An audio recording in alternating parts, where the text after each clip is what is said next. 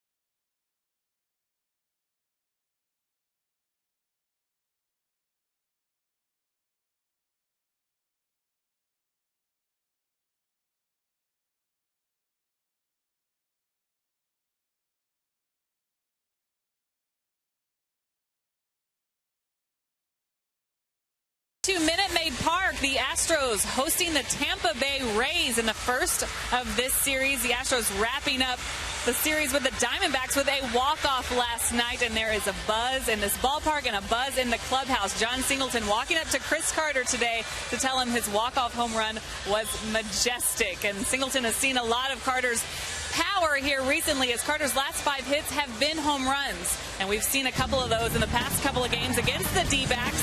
He was off for a couple of days with that no DH in Arizona, but when he returned to Houston, he had a 2-home run night that led to the Astros win. And then he followed that up with a big walk-off home run right here for the Astros win in the 10th. And he said what stands out to him about that is the fact that he's hitting a few of those to the opposite field. That means things are really going his way. Well, he's doing better at home, but the entire team is really doing better right here at Minute Maid Park.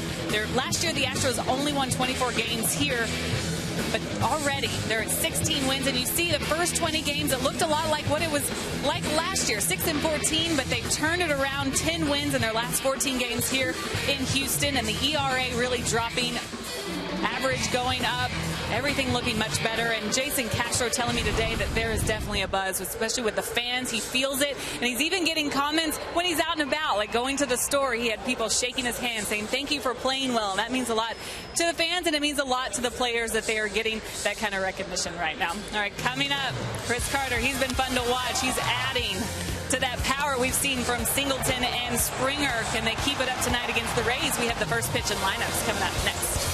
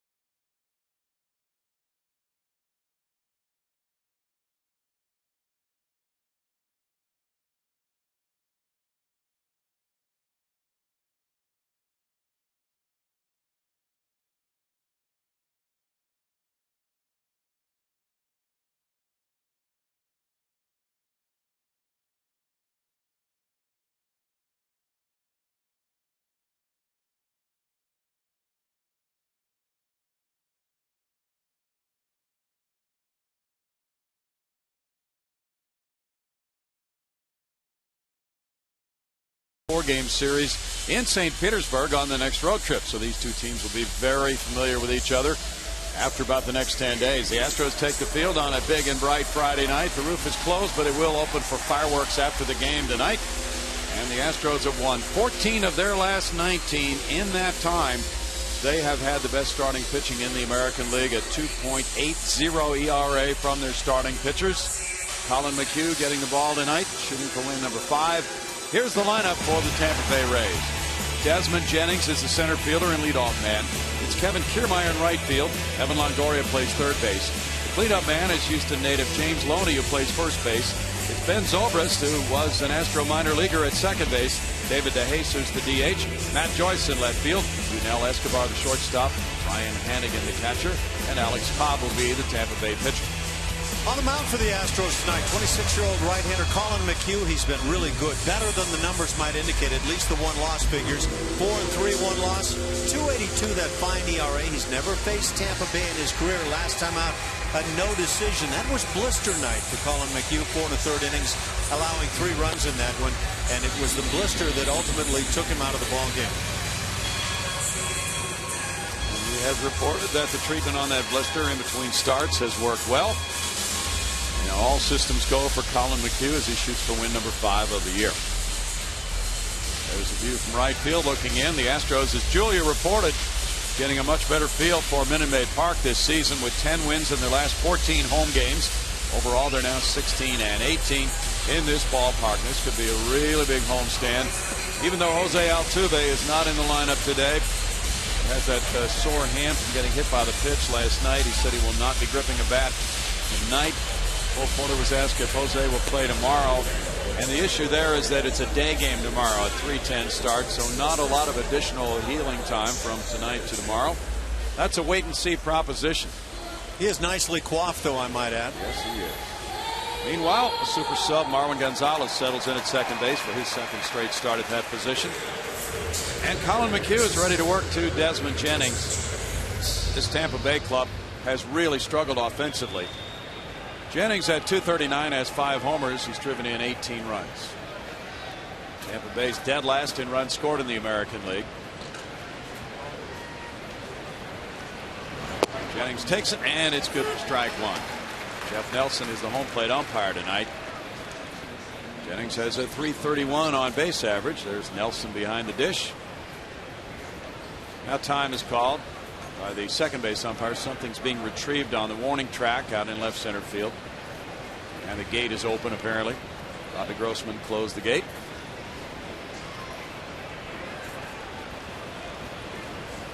Jennings, a 10th round draft pick of Tampa Bay in '06. He's from Birmingham, Alabama. He bunts. Here's McHugh throwing, and the stretch by Singleton gets him. Took his time with that and made the accurate throw. Singleton gave that good target to the inside of the baseline. I really like the way Colin McHugh used glove and hand to secure the baseball. Took his time to make a good throw. A lot of guys will rush that play, and rush plays where there isn't a need for the rush. Did a nice secure play here by Colin McHugh. Now it's Kevin Kiermaier, who's just come up from the minor leagues recently to take over in right field for the injured Will Myers. Kiermaier at .347 has given his club an offensive boost. He has 3 homers. He's driven in 4. There's strike 1 to Kiermaier. 31st round draft choice in 2010 by Tampa Bay. He's from Fort Wayne, Indiana. He made a terrific catch in the outfield Wednesday against St. Louis. 1 ball, 1 strike, and the infield has shifted around, playing him to pull. Kiermaier last year divided the season between AA Montgomery and AAA Durham. Kiermaier, Brownie, by the way, is one of the rare guys drawing any rave reviews with people following the Rays right now. He's playing good baseball, and not many of the Rays are. Yeah. That patches for Don Zimmer. He just passed away not too long ago. Swing and a miss, and the curveball gets him on strikes. Defensively for the Astros here this evening, and defense was a big part of last night. Outfield left to right, Robbie Grossman, Dexter Fowler, and George Springer. On the infield left side, Matt Dominguez and Jonathan Villar. On the right, Marwin Gonzalez and John Singleton. And behind the plate, Jason Castro. Now with 2 quick outs for McHugh. It's Evan Longoria. Infield playing him to pull. Pitch gets away inside. Ball 1 to Longoria. .263. 7 homers, 27 runs batted in. He is not the power source and the run producer that he was a few years back. Any reasons you know of? None that I know of. He's had his injuries through the years, but I don't hear any comments that those injuries have contributed to what he's becoming offensively. It's a big drop-off from a year ago. In terms of the batting average, the home runs were well off last year compared to what he's done in the past. It's really hard to figure sometimes why players seem to lose it for some period of time. Longoria, 1st round pick in '06. Takes that first strike, and it's 2-2. That's filthy with that little slider. Longoria looks back at Jeff Nelson. And this pitch may have been off the outside corner, but that is really ideal stuff. He grounds a curveball foul. Longoria, now 28 years old, has been an all-star on 3 occasions. One of the top players in the American League for years now, starting with his first full season in 08. Last year he had 32 homers, drove in 88 runs. And he's an excellent glove man as well. Curve in the dirt makes it 3 balls 2 strikes for Colin McHugh. Yeah, that 32 home run a year ago, the 3rd time in his career he's hit at least 31 bombs. And so you're talking about a premier power hitting third baseman who played as good a third base as you'll ever watch.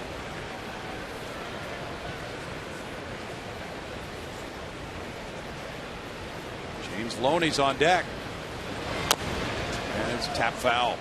It's Adrian Beltre, the other guy in the American League that has been among those mentioned premier third basemen. But Longoria was always in that conversation. Last 3 starts for Colin McHugh. He's 2-0 with a 1.65 ERA.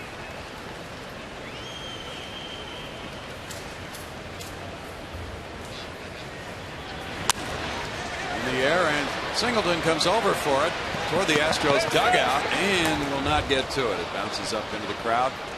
It's been a miserable start for Tampa Bay. 25 wins, 42 losses, 13.5 games out, in 5th place in the AL East. Worst winning percentage in Major League Baseball for Joe Maddon, .373. He is the 3rd longest tenured manager in the majors, behind Mike Scioscia and Ron Gardenhire, trying to figure out how to get this season turned around. His 10th year as the Rays skipper. They've lost 14 of their last 16, averaging 2.6 runs per game in that time. And a strikeout makes it a 1-2-3 first for Colin McHugh. The Astros up in a moment against Alex Cobb.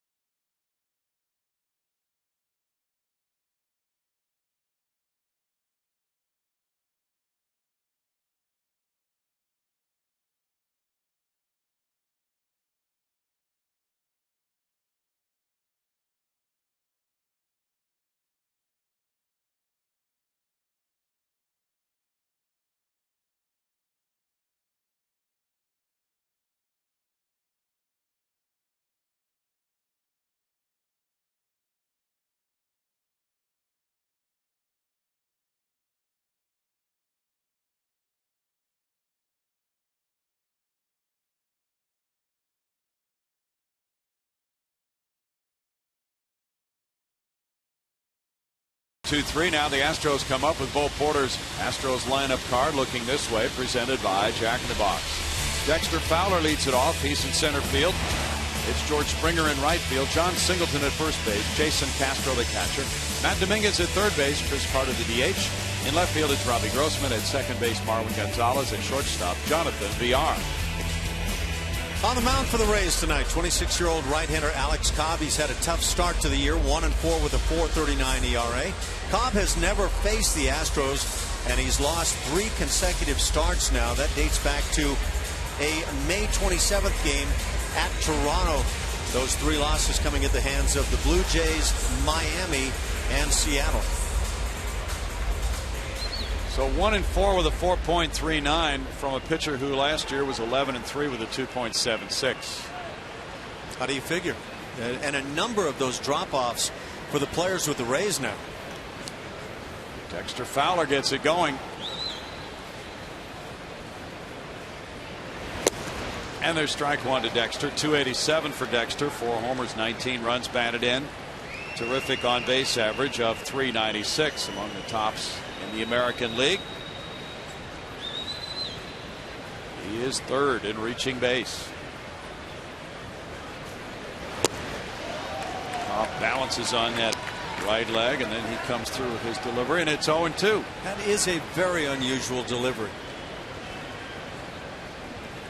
He was born in Boston. 4th round pick in 06 by the Rays. He gets a strikeout on Fowler.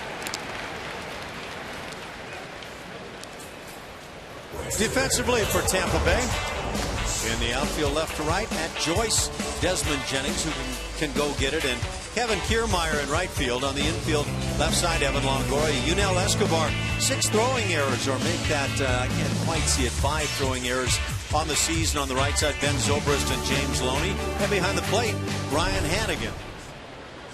George Springer's at the plate on a 5-game hitting streak. Strike 1 to George. What a phenomenal night he had last night. He's at .259 with 12 homers, 36 runs batted in, and .852 OPS. Springer had 1 hit in 3 at-bats. He walked twice. He made 2 sensational catches. Got an outfield assist. Just a normal George Springer kind of night.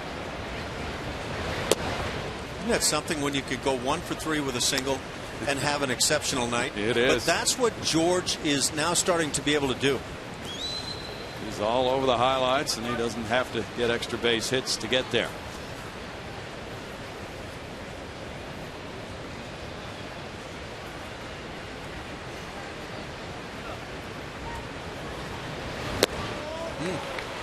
One and two. Looks like a splitter that Cobb is featuring, that pitch that's diving.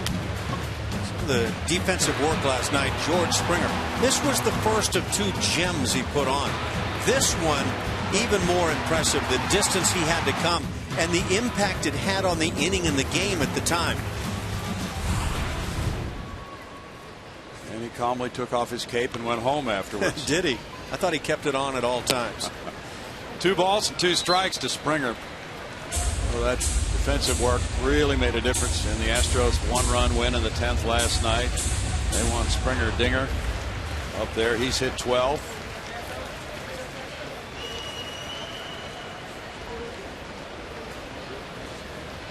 Desmond Jennings is over in right center field for George Springer, who swings and misses, and that's a strikeout. That's 2 in a row for Cobb to open this game. So he gets off and winging, and he's now struck out 36. This is his 42nd inning. This is an impressive splitter, and his fastball at about 93 so far. This drops off in that 87 range, but a lot of dive with that pitch. 2 outs for Cobb, and it's John Singleton now. Singleton, a .250 hitter with 3 homers, has driven in 9. John was 1 for 6 with a homer in that Arizona series. He sent one out of here screaming to the upper deck last night. Had a sac fly as well. Strike 1 to Singleton. Well, if Cobb maintains what he's showing here in the first inning, it's going to be a battling night for the Astros to put something on the board against this righty.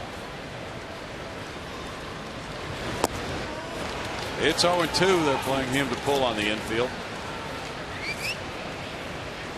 You mentioned it's the Astros' first look at him. He has had a 7.71 ERA in the first inning of his 7 starts.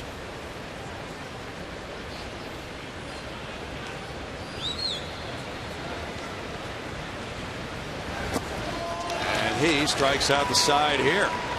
What a start for both of these guys, and after 1, no score.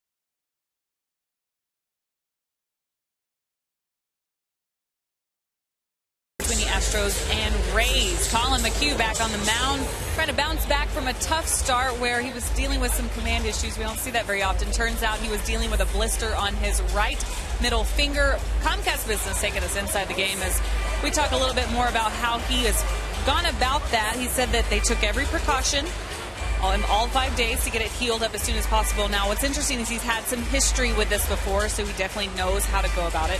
And it was important for him to do everything he could to stay healthy and not miss a start. He was throwing the ball really well before this developed in that last start and didn't want to put himself in a position where he'd have to climb back or work his way back, guys.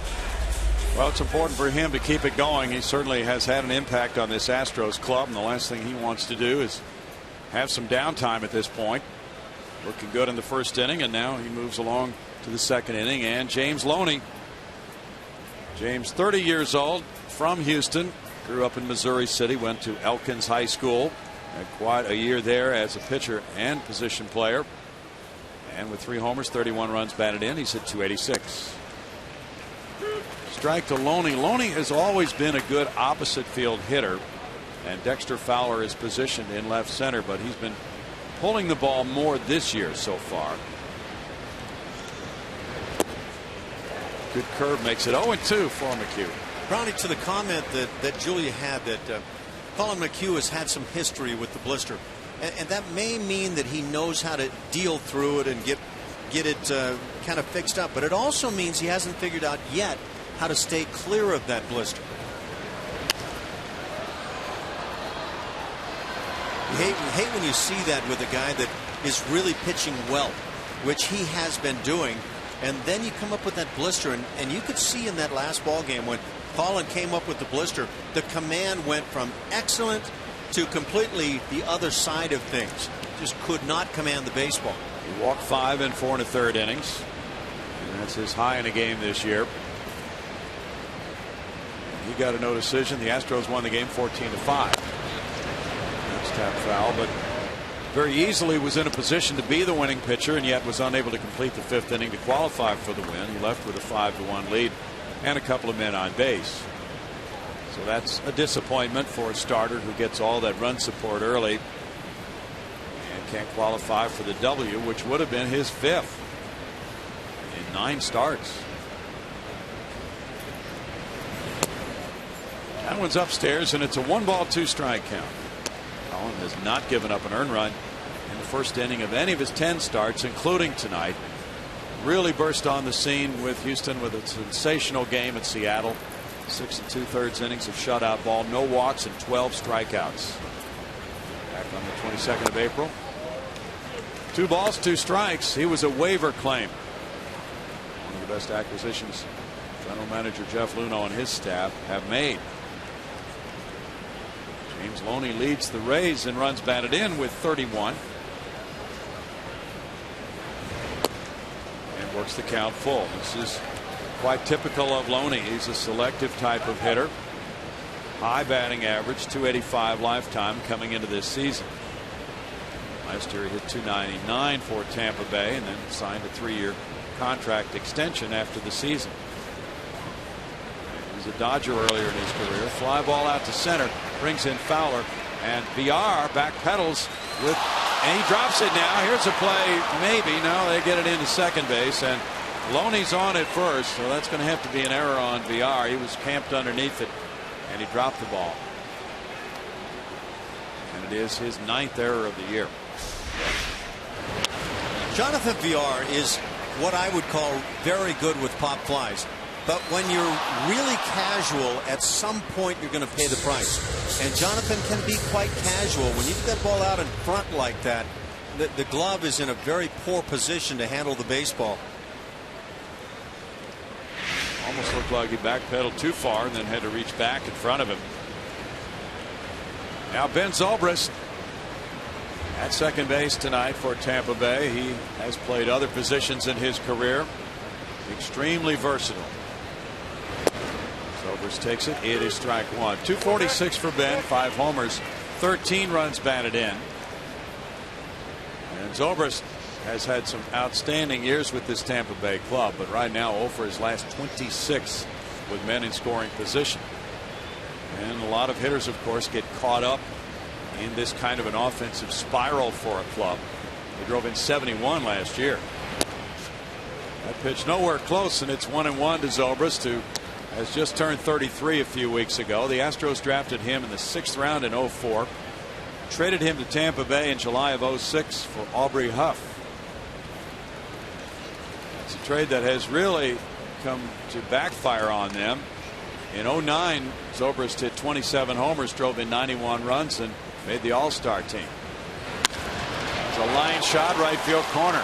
A long way for Springer to go. Here's Loney headed for third base. Tom Foley, the coach there, stopping him, and it's a double as it comes into Singleton. Zobrist, with double number 11 of the season, sets it up for the Rays. Second and third, nobody out. Well, the command at the moment for Colin McHugh is not good, and he left a kind of a fat one there for Ben Zobrist. Got right ahead on James Loney and then started throwing pitches all over the place. Should have been able to get the out, but you can see where that pitch was, and that's hit me time.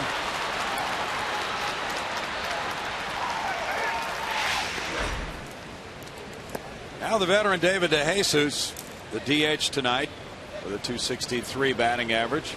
5 homers, 17 runs batted in. Comes up with an excellent RBI opportunity. The Astros are going to give up that run on a ground ball up the middle. They're playing the middle infielders back. First baseman is deep.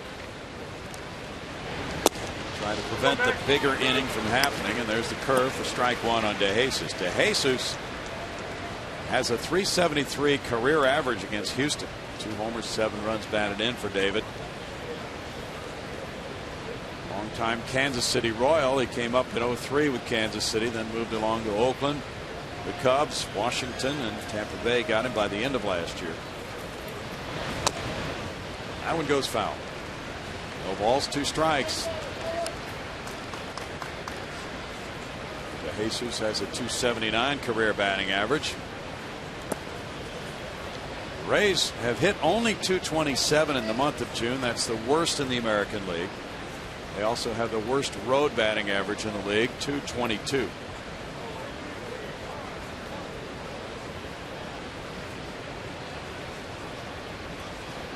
.28 pitches in this ball game for McHugh. In the dirt. Castro keeps it close, and it's 1-2. Longoria had a 9-pitch at bat. Loney worked the count 8 pitches. That's what this Tampa Bay club is known for doing. Ash, you've seen it down through the years. And it's paid off for them in terms of on-base percentage at times. Presently, though, they're a mess offensively, quite frankly. As you mentioned, last in the league in runs scored, runs per game. Almost got him. 2-2 to DeJesus. David was born in Brooklyn, went to Rutgers.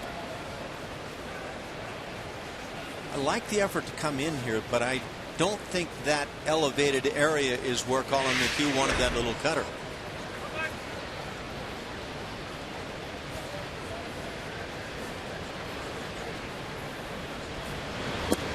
And he gets a strikeout on DeJesus, changing speeds on him for strikeout number 3 of the night. Just what McHugh hoped for there. One of the huge pleasant surprises about Colin McHugh is the way he's able to strike out hitters. And this is a key first out in the inning. That curveball is exceptional, right over the top. That is a slow pitch with a lot of downward break. Matt Joyce comes up. And Joyce, with 3 homers, 24 runs batted in, has a .262 average. Joyce went 1 for 7 with an RBI in the St. Louis series prior to this one. The Rays were off yesterday. He rips one, and that's a fair ball. That'll drive in 2. It kicks out towards Springer. Joyce heading for second base. And Springer's throw goes in to Marwin Gonzalez. 2-0 Tampa Bay. Joyce gets his 12th double, driving in a couple to give him 26 runs batted in. Now, these Rays have not been good. But when you've got Cobb throwing the ball the way he is here this evening, at least early on, it figures to be tough for the offense. You don't want to give up much early. The error is costly here early on. He's just smoking it down the line. Shortstop is next. Yunel Escobar. Escobar, formerly with Atlanta and Toronto. Played a full season last year for Tampa Bay. 251 this year, 3 homers. He's driven in 14. Bouncer to VR, 2-hopper. And that takes care of out number 1.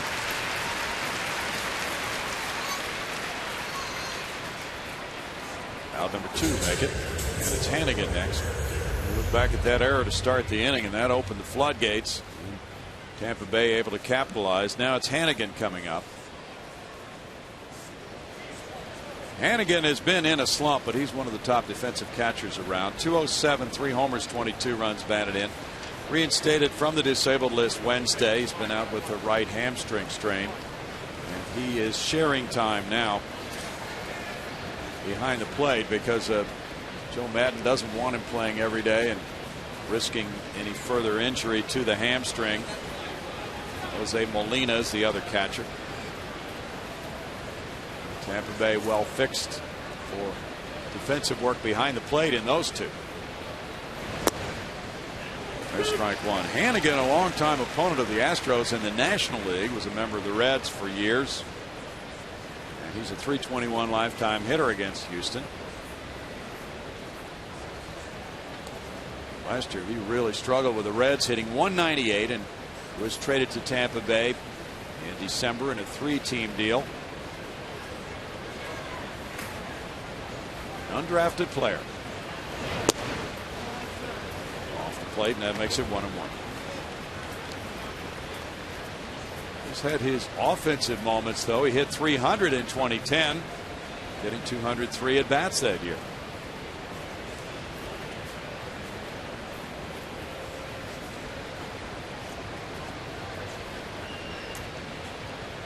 Joyce with the lead there off second with a 2-0 Tampa Bay advantage. And that's ball 2. It's 2-1.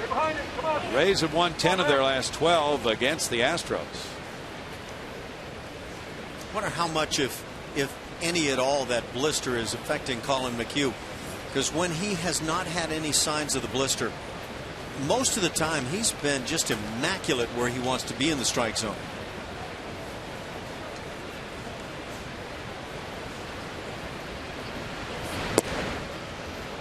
Three balls and a strike. You remember any of your teammates having blister issues, Ash? I do. At this point, I would hate to throw names because I could be misapplying those blisters to guys.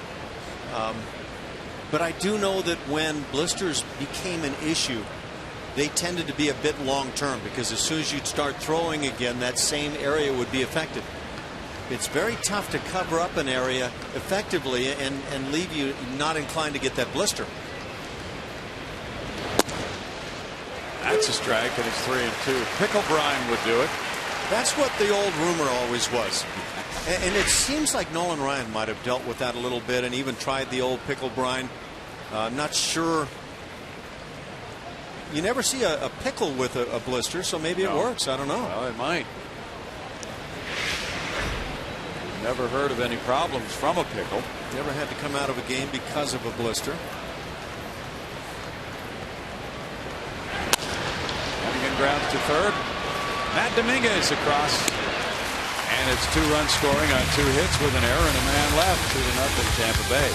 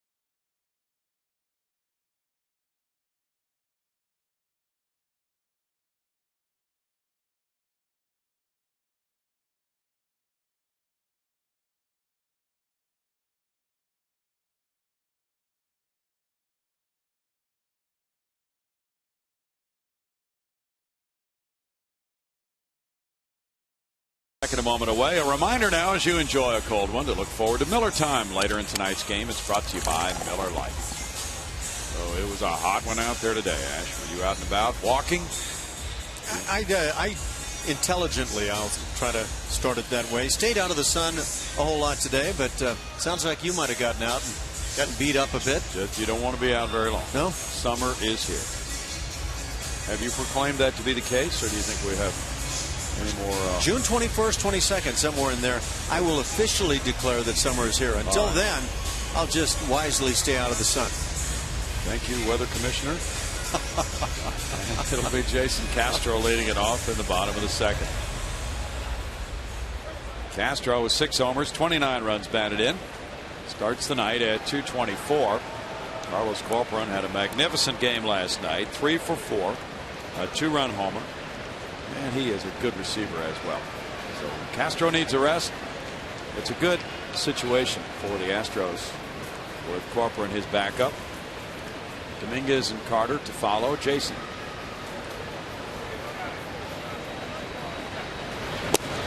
Inside, and that's frequently the pattern. Ball 1. A lot of pitchers are pounding in there on Jason this year.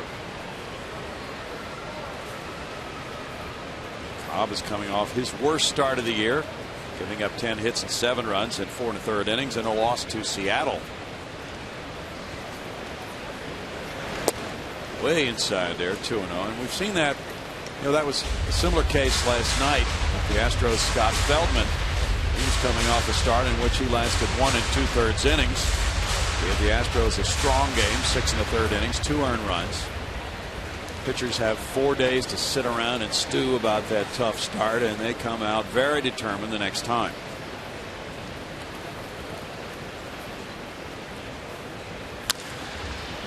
Tapped out to second base. Zobrist on to first, 1 out. You know, when you're winning as a starting pitcher, that every 5th day thing seems pretty rosy. But when you're losing in those 4 days in between, they'll just eat at you. And sometimes starting pitchers have the toughest go. Now that does not sit well. That time off in between, waiting for the next start. Matt Dominguez, 241, 9 homers, 27 runs batted in. Had a rough night last night. Boy, did he have a tough night at the plate. There's strike 1. Struck out looking with runners at second and third in the first inning last night. Then he struck out looking with nobody on in the third. Struck out swinging in the 5th. Grounded into a 1-2-3 double play with the bases loaded in the 7th. Grounded into a 5-3 double play with the bases loaded in the 9th. But with the Astros winning the game, it all went down a whole lot better afterwards for Matt Dominguez. Well, that one defensive gem he was able to come up with on the line drive saved an early portion of an inning would-be double. And sometimes it's that one run you prevent that provides you a chance to win. And as it turned out last night, extra innings before Carter could be the hero. Excellent point. That's why it's a lot more difficult in some aspects to be a designated hitter, not have a chance to contribute with the glove. It's also why guys get watched closely when they're in a slump. Do they take their problems out to the field? Matt caught that liner after the game-tying homer by Montero in the 9th inning last night. Aaron Hill scorched 1.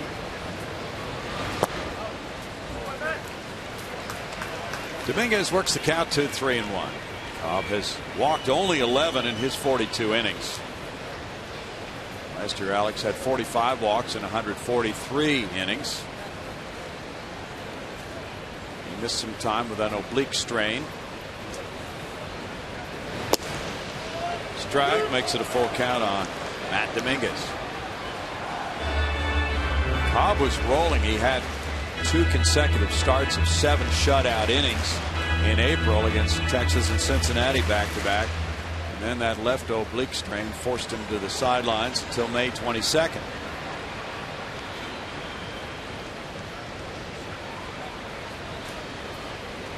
His first game back was a good one, but got a no decision. Mango fouls it.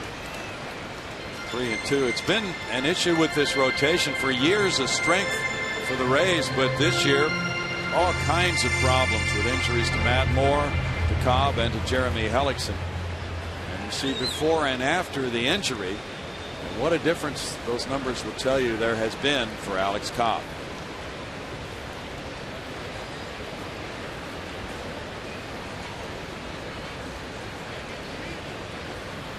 And the first start back was 6 2/3 innings of shutout ball for him. Strike 3 call. That's strikeout number 4. At Lowe's, we never stop improving, and neither does Chris Carter. As we witness the big Chris, some of the recent swings that have been so powerful. The grand slam in Minnesota, and that was a big one. But he's been adding the long ball all over the place. He's had a couple of 2 home run games. He's improved the numbers enormously. In the month of June, hitting .241 with 5 dingers and 9 ribbies already. And so Chris Carter, hero last night, trying to maintain some of this hitting. Well, he bangs a line drive over the second baseman Zobrist. They were shifted around, but Carter smacked it right over that shift. He becomes the first Houston base runner. Waits nicely on the curveball from Cobb. Yeah, the OPS monster is hanging out around Chris Carter. That big looping curveball, just staying back. My assessment is that Carter's taking more controlled swings here recently. Yeah, his manager would agree with you. That OPS monster cannot stay caged very long. Robbie Grossman's the batter.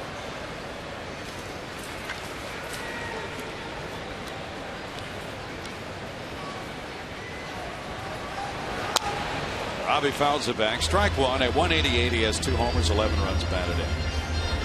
And Chris Carter was showing us the photo on his phone. He was in A ball with the White Sox. He was thin. He was playing shortstop some in high school, but if you can believe that.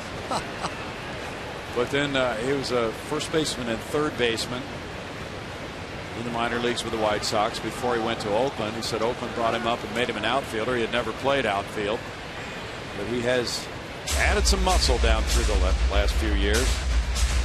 And he's such a strong man. You saw it with that flick of the bat on that home run, that grand slam in Minnesota you showed us. Easy power. Wow. There's no question. Yeah, opposite field. Minnesota, for the first couple of years of its existence, that new ballpark was considered just a haven for pitchers. The offense unable to do a whole lot, but Carter made it look small. Now 0-1 to Grossman.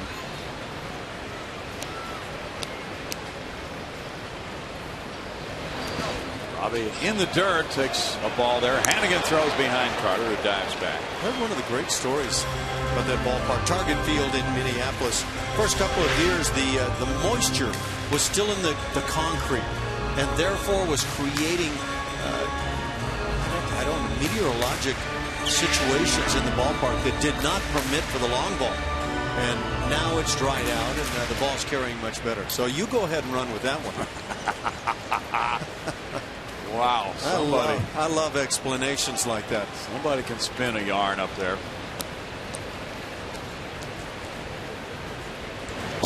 Well, if you haven't officially proclaimed it to be summer yet, are you buying into that story or not? Not one bit. 2 balls and a strike.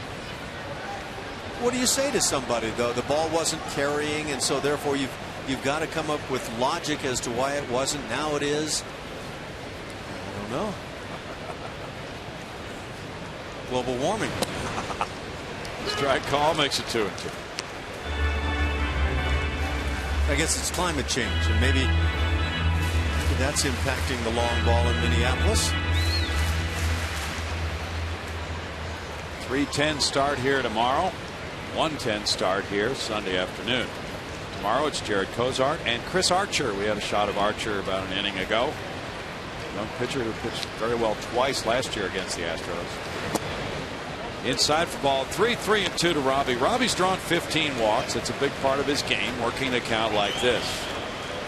Let's see what he does now at crunch time. There's Archer. Good arm. Very impressive. He's somebody to watch. On 3-2, the runner goes nowhere. Close, easy decision for Grossman on ball 4. 2 men on for Marlon Gonzalez. First walk for Cobb. Cole Porter's club hoping for a 2-out delivery here from its starting second baseman. Marlon Gonzalez at 269 has 2 homers. He's driven in 4. And last night he got the call. And Jose Altuve left. He was hit by a pitch. And Marlon came in the game and he drew a walk in the 9th inning. He had started the game before at second base, going 0 for 2 with a walk against Arizona Wednesday night. And that was the first start he had made at second all year. There's ball 1. It's a daunting task to fill in for the major league hit leader, Jose Altuve, with 90 hits. He has a 5-hit lead on Alex Rios, and a 6-hit lead on Melky Cabrera right now. And again, that young man with the nicely coiffed hairdo and well-trimmed beard and everything going on. Second in the league in doubles, just 1 back of the leader. Leads in stolen bases. He's playing great ball. He's hiding because he's shy. Well, the hand is just bruised. He went for x-rays last night. But it was pretty scary when he got hit by that pitch. But he did sign autographs today. That was scary. I found myself thinking, what do the Astros do without Jose Altuve? As good as Springer and company have been, Altuve's been that one guy that you count on, really the best player to this point. Everybody wants him to sign. But seeing him handle autographs, it looks like he's feeling pretty good. Strike, and it's 1-1 to Marlin with Jonathan Villar on deck. I guess that's not quite the same as hitting the down and in slider, but the Astros have won 6 series openers in a row. Good way to get a leg up on winning a series.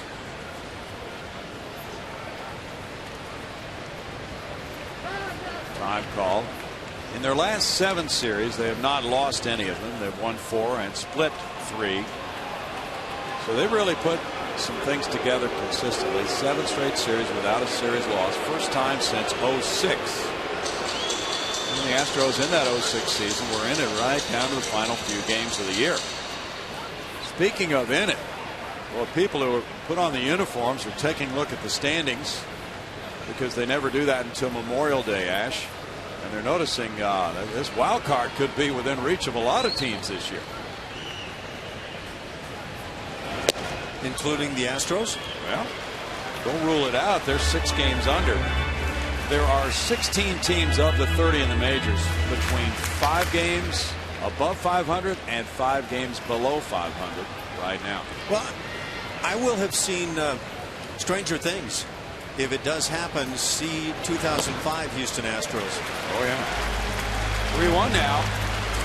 Jeff Luhnow was quoted by Bob Nightingale in USA Today, and he says it's like this magnetic pull toward 500. That's a pretty good way to describe it.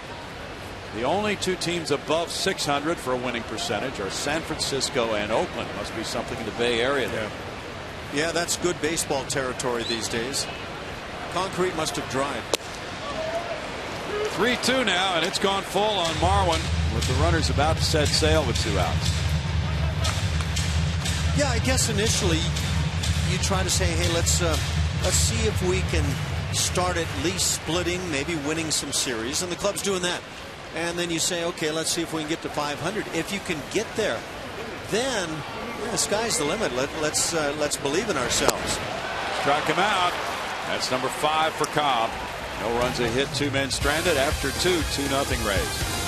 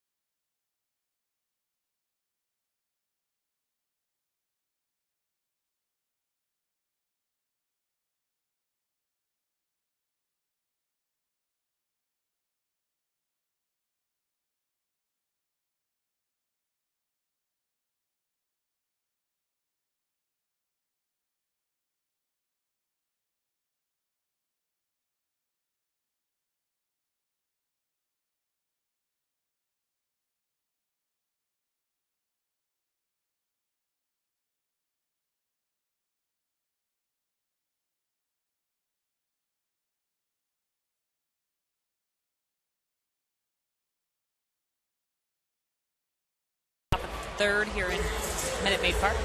It's now time for you to tweet your photo using hashtag CSNHFanPhoto for a chance to have it shown in an upcoming game broadcast. That's brought to you by AT&T.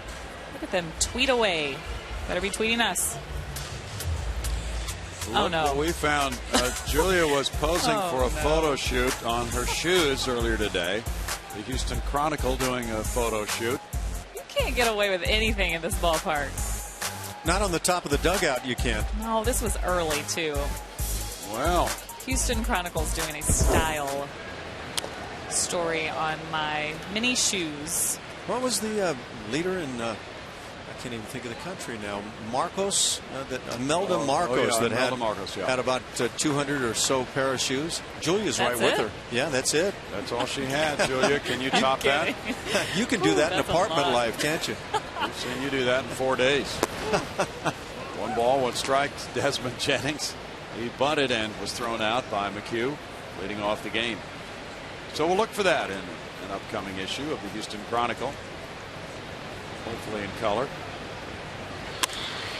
That fly ball hits for left center. Fowler heads for it. Fowler sliding. Oh, did he get it? Yes! Dexter Fowler with more larceny in the outfield. Brownie, we'll just go ahead and do a defensive theme the rest of the year on our pre-games. Well, this is fun. I absolutely love pitching and defense combinations. And the defense last night was as good as you'll see. This is not a bad way to get it started here this evening.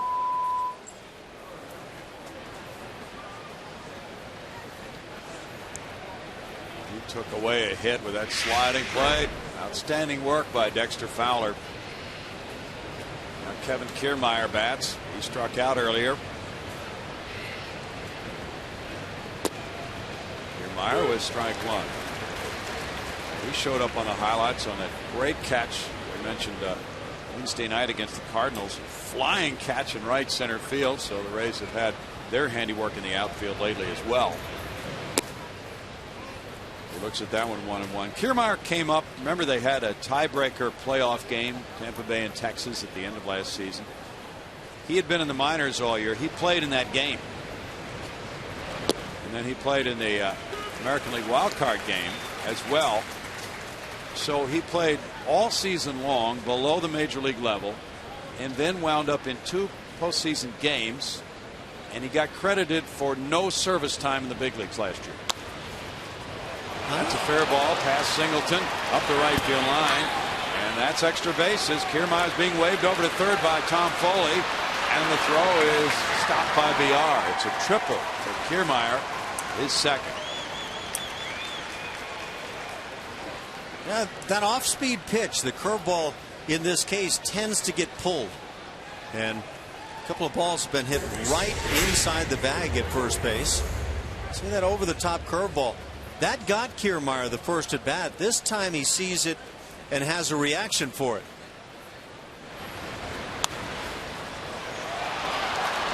Can't fault John Singleton. He's just taking advantage of the framework of baseball here. Now this is weird. The infield is shifted and playing in for Longoria. Weird because there are 3 infielders inside on the left side of the infield. And it's strike 1. He struck out in the first.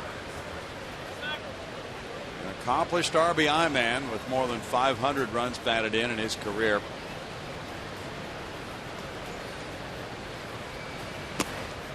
He lays off there, and the count runs to 1-1. Longoria is the Rays' all-time home run leader with 169. He's 21 shy of the all-time RBI lead held by Carl Crawford of Houston, and 6 short of Crawford's doubles record for the club. Now it's 2-1 to Longoria with Loney on deck.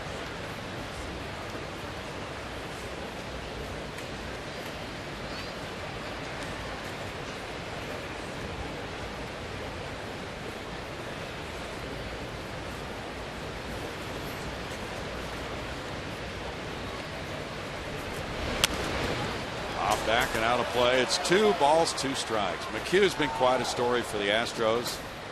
Went to Berry College in Georgia. He was born in that state. and had his meanderings from the Mets to Colorado, and then the Astros picked him up on waivers back in December. He has really had a breakout season after going 0-8 with an 8.94 ERA in his career. Swing and a miss at a curve, and he strikes out Longoria. A big out, number 2 with a runner at third. Tampa Bay fans have to be completely without answer right now as to what has happened with the Rays on the whole, and this their best player, Evan Longoria, a guy who in the past it seemed never failed when he had a chance to drive in runs. Now he's just part of the problem. James Loney is a .342 career hitter at Minute Maid Park. Reached on the error when his pop-up was dropped in left center field by Jonathan Villar, and that turned out to be a 2-run inning, one of the runs unearned in the second. When he takes a look at it, it's ball 1. It's a good pitch. Yeah. It's exactly what Colin McHugh wanted. You look at this, you're trying to hit bottoms of knees and black on the edges of the plate. And with the angle you can't say for certain, but that was in an ideal spot. 2-0 to Loney, who is 0 for his last 13 with runners in scoring position. 208 this year with 2 outs and men in scoring position. The Rays as a team 201 with 2 outs and men in scoring position. That's tap foul. 2 balls, 1 strike. They have had a rough road offensively, but the hallmark of this Tampa Bay club has been pitching, and that has let them down as well. And a lot of that is due to the injuries to their starting rotation. They'll have David Price going here on Sunday.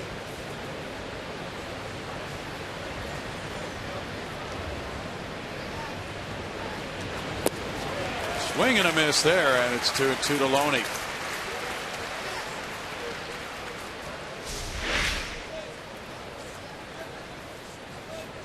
Got a good over-the-top yacker today.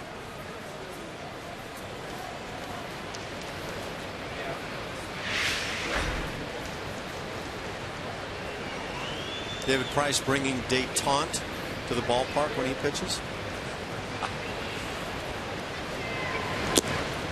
Foul tip strikeout. That's number 5 for McHugh. He strands a runner at third, keeps the score 2-0 Rays.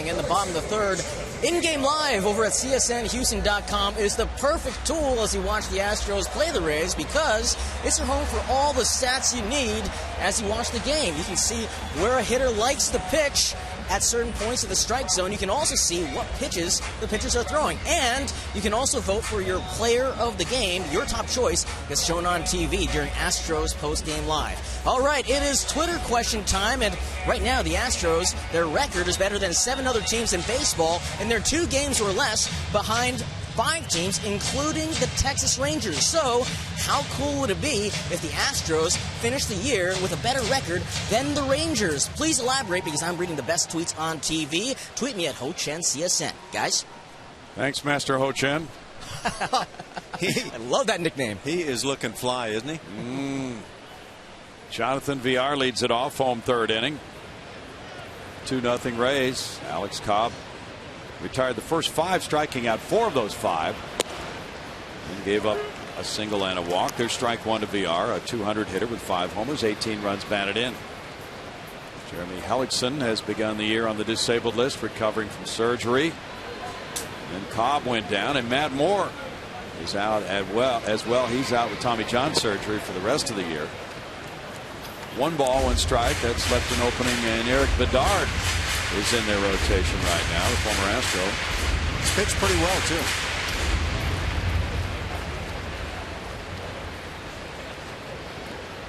Cobb was an 11-game winner each of the last 2 years. He goes up and snags it. Throws out Villar. 1 out.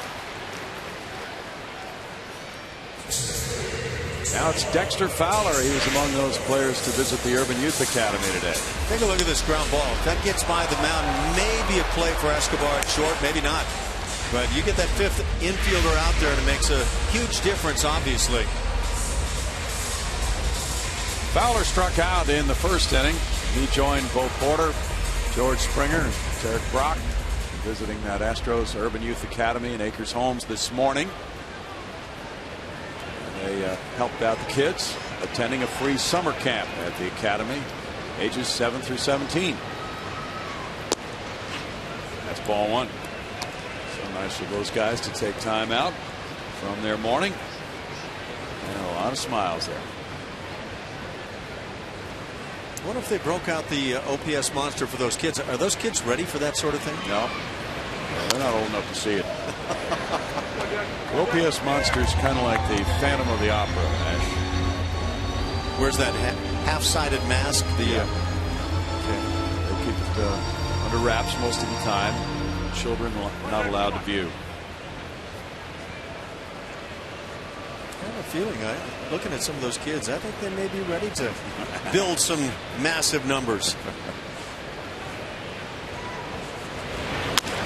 Bouncer, and he gets it again. 2 plays in a row. Cobb skying to field a comebacker. I think he was on his top step of the ladder on this one.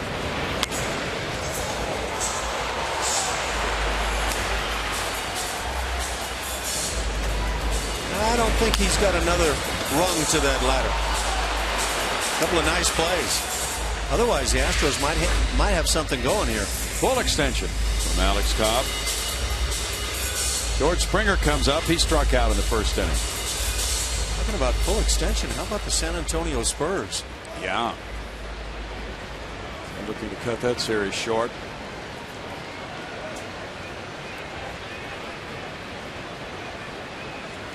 They play Springer to pull on the infield.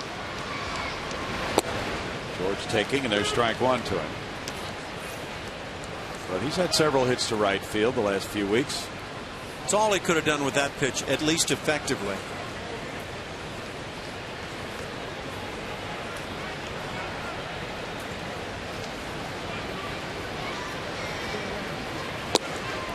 That's a tough one, too. 0-2. Springer's 4th among American League outfielders in OPS. Jose Bautista, Mike Trout, Michael Brantley of Cleveland are ahead of him. Cobb can stay right out there with that fastball, bring it in on the hands, or go back to Mr. Splitty. It's 1-2. Then I forgot about the Uncle Charlie there. Oh, yeah. He's got some weapons. George got his Rookie of the Month award on the field from Bo Porter before this game tonight. Dallas Keuchel received his Player award as well. He was player of the week, right? Yes. 2-2. Yeah, and those are very deserving awards the guys have picked up. Houston Astros are gaining a lot of national attention now. People are taking notice. Well, in fact, there's an article about George Springer by Paul White in Sports Weekly.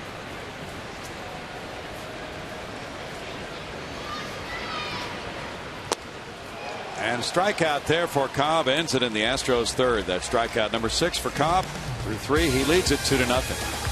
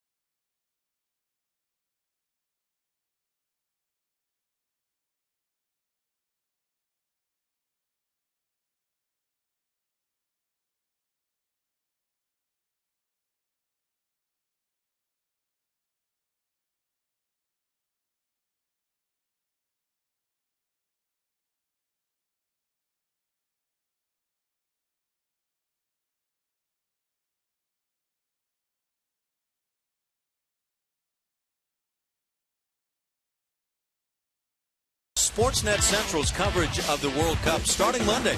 Tally Hall, Eddie Robinson, DeAndre Hopkins, and our own Sebastian Salazar discuss the players, the games, and Team USA. It all starts Monday on Sportsnet Central. 2-0 Rays. We go to inning number 4 for Colin McHugh. He's allowed 3 hits. Ben Zobrist leading it off. He has one of those hits. That was a double to right field in the second inning. They don't play walk-up music for players when they're on the road, but he has some good stuff at home. Ball 1. So when you and Blummer go to Tampa Bay, St. Petersburg actually, listen for Ben Zobrist's walk-up music. Yeah? He's using it to promote his wife's music career. Ooh, that's not a bad idea. 1-1. Speaking of which, J.P. Arancibia has recently married the gal, the lead singer for the band Perry. Oh. Now, JP's not playing in the big leagues at the moment, but I'm sure he could. In another way he is, though, if he married her. Yes, he is. That's right. Fly ball to left center field. Fowler backing. He did well for himself. Colin McHugh in the previous inning, he's doing some of the things that he does so well to pick up all the strikeouts that he's had. Curveball with James Loney. Bends it down and in, runs the fastball up and away, and that's kind of what Brent Strom is trying to get the guys to do with the fastball, utilize different parts of the strike zone. Whiffs on high fastballs, you can see in the month of June, way up for Colin, and he's adding to it here this evening. And he's thrown first pitch strikes to 12 of 14 batters. De Jesus next. And there's ball 1 to him. He struck out in the second. Cobb is 8 for 11 in first pitch strikes. Both these guys setting a pretty good pace early. And 39 of his 60 pitches have been strikes for Colin McHugh. That one wasn't. It's 2-0. Now some people might be wondering, what are you talking about? Are you talking about pitches in the strike zone? Are you talking about a swing and a miss? Yes, a swing and a miss, even if the pitch is out of the strike zone, is considered to be a pitcher throwing a strike.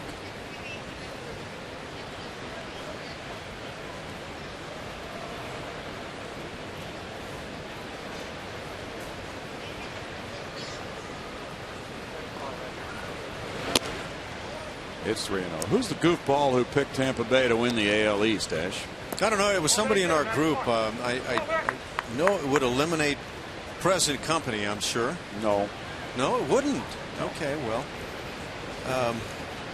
You're going to need a big turnaround, pal. VR moves more up the middle now.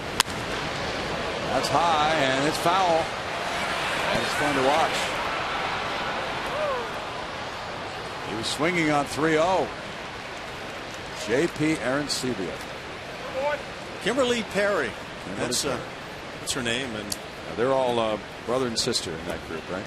Yes. Yeah. Okay. A 3-person group. Well, they could do it. They're 13.5 games out. The band Perry? No, they're not 13.5 okay. out. They're in a very favorable position. Well, the Blue Jays have taken charge, but I have a feeling that's going to revolve around. What's your feeling? I said revolve around, and I thought revolve around what? That's what I thought, but I wasn't going to say anything. The vagaries of my comment. That's what it's going to revolve around. Okay. After the walk, they talk. Last year, Toronto, Miami, the White Sox, San Francisco, and Milwaukee all finished last or next to last. And all those teams are looking pretty good right now. So turning around in one season is well within reason now in Major League Baseball. It is. Very achievable. Matt Joyce ripped a 2-run double. There's ball one. Bud Selig is very proud of that. He said in a story today, the parity in the game. Who wouldn't be? The more cities that have a chance to win go to postseason, the better off the sport is, right? Yeah, well, obviously. I mean, you want teams involved in the race right down to the wire. 2-0. A lot of people think that parity means mediocrity. And I don't know where I stand on that. I think some years it can mean one or the other. Well, certainly the Astros improvement has had a lot to say about all the teams that are bunched together in the standings. I don't know if you're going to see a top to bottom of a division separated by 40 games this year. That would seem unlikely at the present pace, but it could happen. Arizona's 15 games out right now. Tampa Bay 13.5.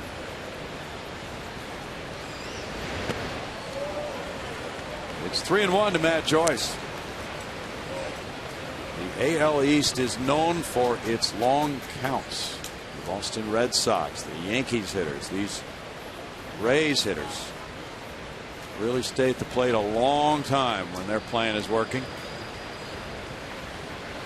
Yeah, I've told you, I've seen that thwarted. Roy Halladay was the king. He would just hit the mound. He worked quickly, very much like Dallas Keuchel. He'd throw strike one, then he'd start burying the hitters with tough strikes that followed. And very quickly, all those teams would start swinging the bats immediately. Colin lost his footing there. It's called a strike. Wow. He stumbled. Wow.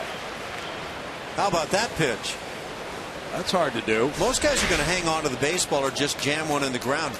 Colin stumbles and flips the slower than Roy Oswalt curveball in for a strike.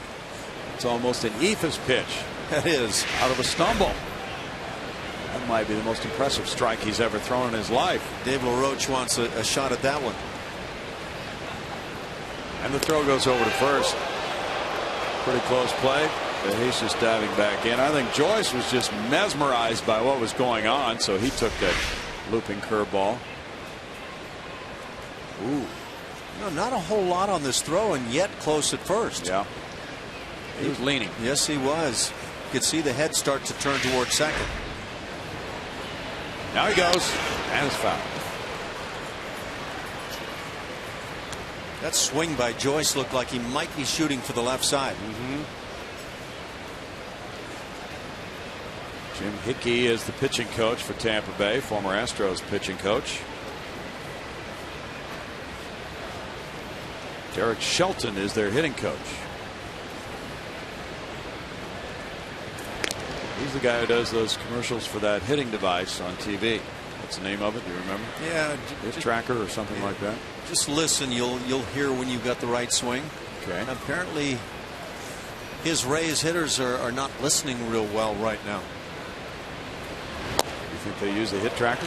Well, I mean, if it's that good, I'm sure they must wake up in the morning and do that before any classes that they take. Back-to-back walks now, and Brent Strom is headed out.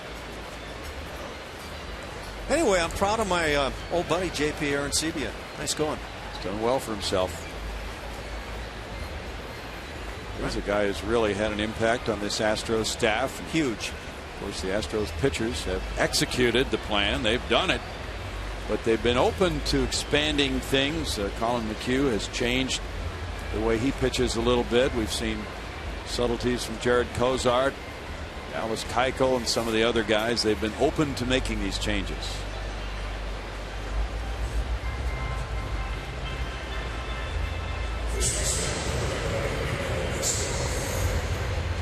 Dallas Keuchel, one of the really great stories, I think, in Major League Baseball this year. Guy that had an ERA over 5 a year ago, and yet I thought pitched rather similarly to what I've seen this year. He's just refined it a bit. He has a 3.9 WAR right now. Don't let David Price know that. Yunel Escobar grounded to shortstop. Double play situation here. Marwin Gonzalez very close to the bag. And it rolls between first and second. Singleton bobbles, tosses underhand to McHugh, and he got the bag for the out. It was close. He had to slide that right foot over to get it to first base and get Escobar from 3-1 for out number 2, with DeJesus taking third and Joyce second. Well, Colin got there. He didn't quite get to the bag all the way initially, but there was that little bobble by Singleton, and that set up a potential issue on the play. Oh, that's close. A little surprised that we didn't see Joe Madden come out.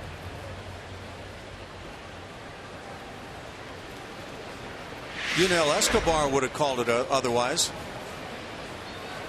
Well, it looked like an out as Diaz made that call. Runners at second and third, and it's Hannigan batting. He grounded to Matt Dominguez earlier. Players usually turn right around and signal to the bench that they think a play should be challenged.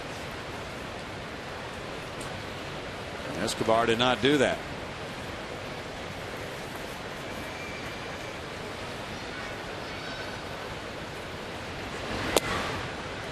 Strike to Hannigan. Cubs lead the Phillies 2-0 in the bottom of the 8th at Philadelphia. Have to check and see if that's Jeff Samardzija pitching tonight for Chicago. He could be the big domino in trades that might happen along the way this season.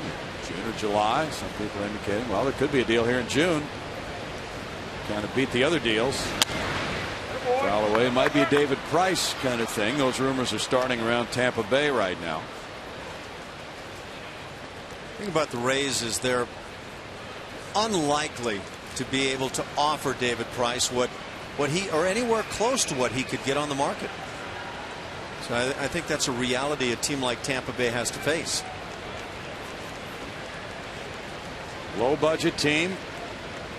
And they have certainly been built on developing their own talent. Ground ball, third base, wide, and it's still 0-2. David Price, a real gem for them. He's not having one of his good years so far. He is 4-6 with a 3.97 ERA after winning the Cy Young Award in 2012. So he's up for Sunday here. That's the finale of the homestand. Then the Astros head for Washington on the off day Monday. They'll play 2 there, and they'll play 4 in St. Petersburg.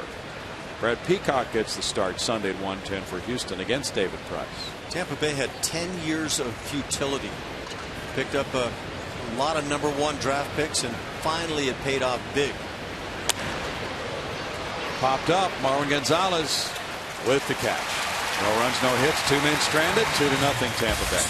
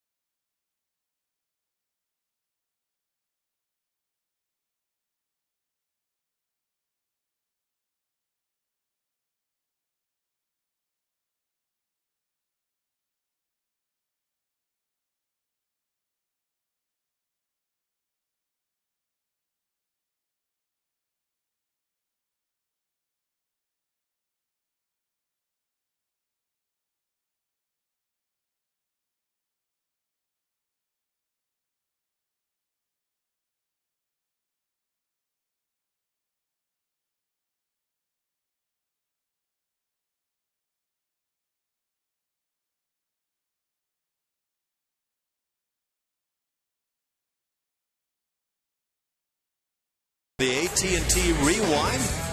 We talk a little John Singleton. Why not? Already hitting some bombs in the big leagues. We get to take a peek at the majestic home runs that he's hit. That first one, obviously his first in the bigs. And he launched himself a grand slam, so he's already taken care of home runs and grand slam. He's got 3 dingers now in the bigs. And that was rather impressive to the upper tank here at Minute Maid Park, and the OPS monster was out in full force. John Singleton doing quite a job now as the young first baseman. Figures to be there a long time to come. He'll be the leadoff man here in the home 4th inning. Alex Cobb and the Rays lead it 2-0. Special happy birthday wishes go out to Kathy Hudis, big Astros fan tonight. Maybe Singleton can give her a birthday gift. He struck out in the 1st inning as Cobb struck out the side. Cobb has been in control. He had 2 outs in the 2nd inning, giving up a single there to Chris Carter and a walk to Grossman before extinguishing that rally by getting Gonzalez on strikes.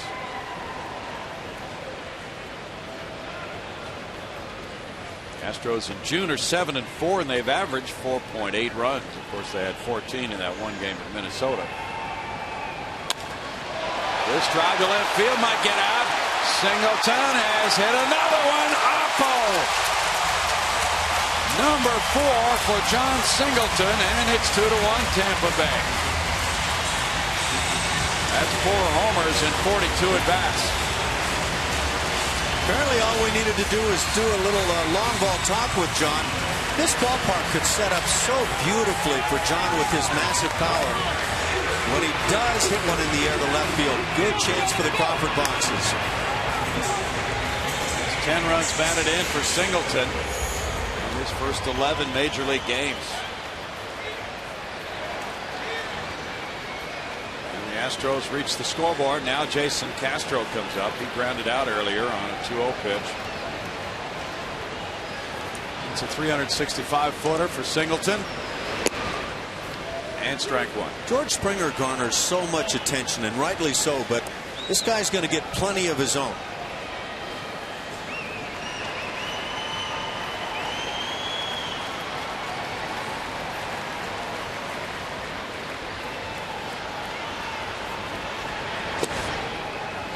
Takes, and he's down 0-2 in the count. That's 75 long balls for the Astros. They're 3rd in the American League.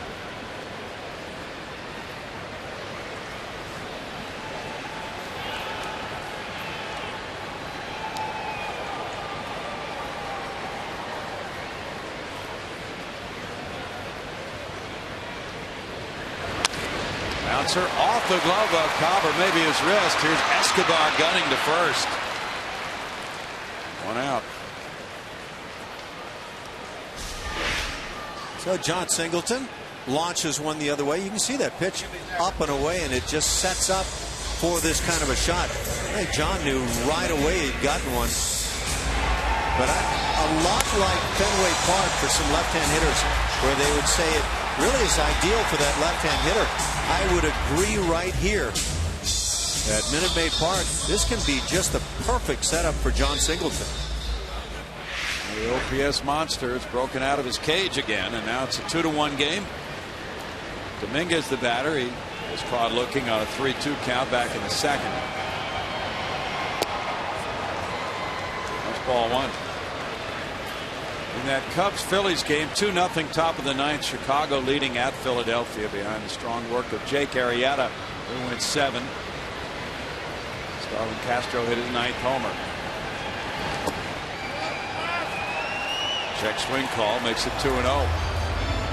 It is looking, at least to some of those who follow this sport every day, that Philadelphia Phillies might be unloading some top-line talent, as well as perhaps Tampa Bay whenever the trades do start to occur.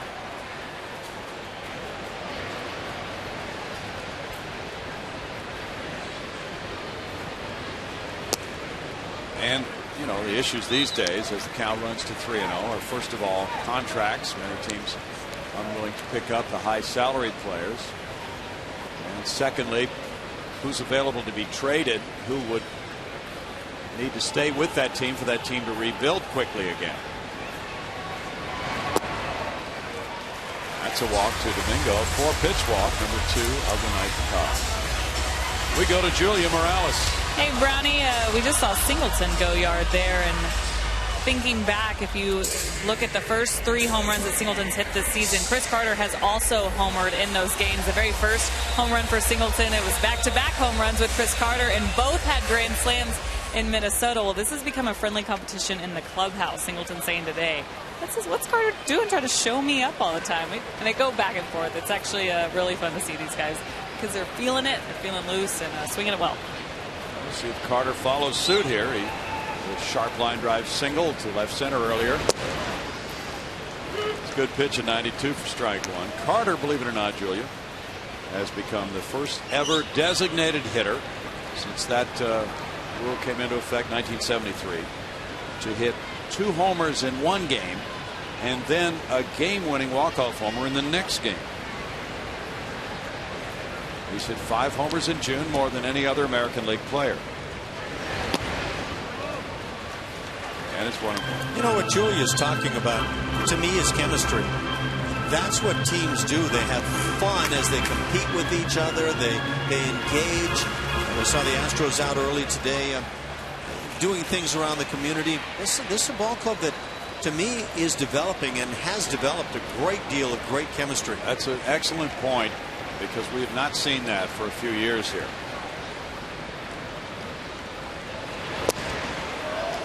It's 1-2.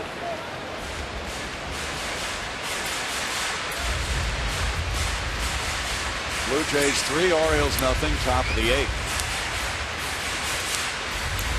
It's Hutchison for Toronto. Ubaldo Jimenez went 6, giving up 2 for Baltimore. Juan Francisco hit number 11. They've had a home run season there in Toronto. Boy, that guy's come on. Yes, he has. 556 slugging percentage. It's 2 balls, 2 strikes, and his presence at third base has allowed Brett Laurie to move to second base.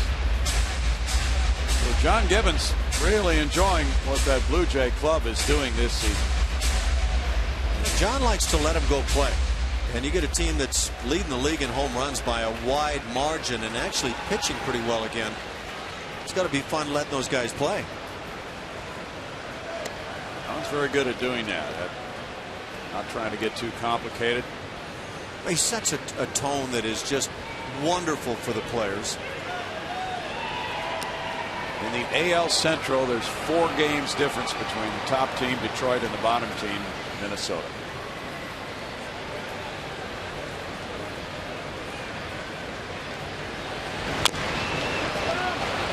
Foul ball off his foot, goes out to third. Listen to this, Ash. Detroit in first place has 34 wins. Kansas City, Cleveland, Chicago all have 33, and Minnesota has 31. Kind of the magic figure right about now. Is there a team that stands out to you as best in the bigs right now? Maybe between the 2 Bay Area teams? Well, Oakland is solid. San Francisco is great right now. Milwaukee has been far better than I thought. Milwaukee has a 5.5 game lead in the NL Central over St. Louis, but that might be a really tough one to maintain. Right. I agree with you. I think it would be Oakland and San Francisco would be playing in a Bay Area World Series if it started today.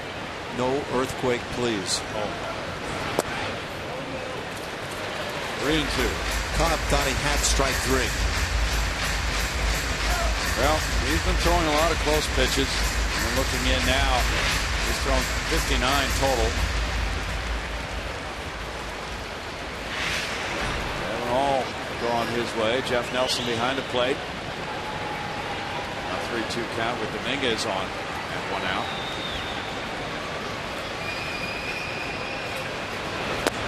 And Carter's down on strikes. That's number 7 for Cobb. That's impressive stuff. Love the splitter he's featured.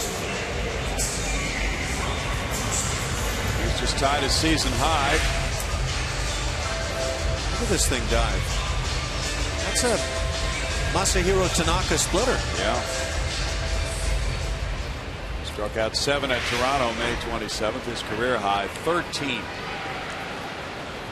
Robbie Grossman drew a walk in the second inning.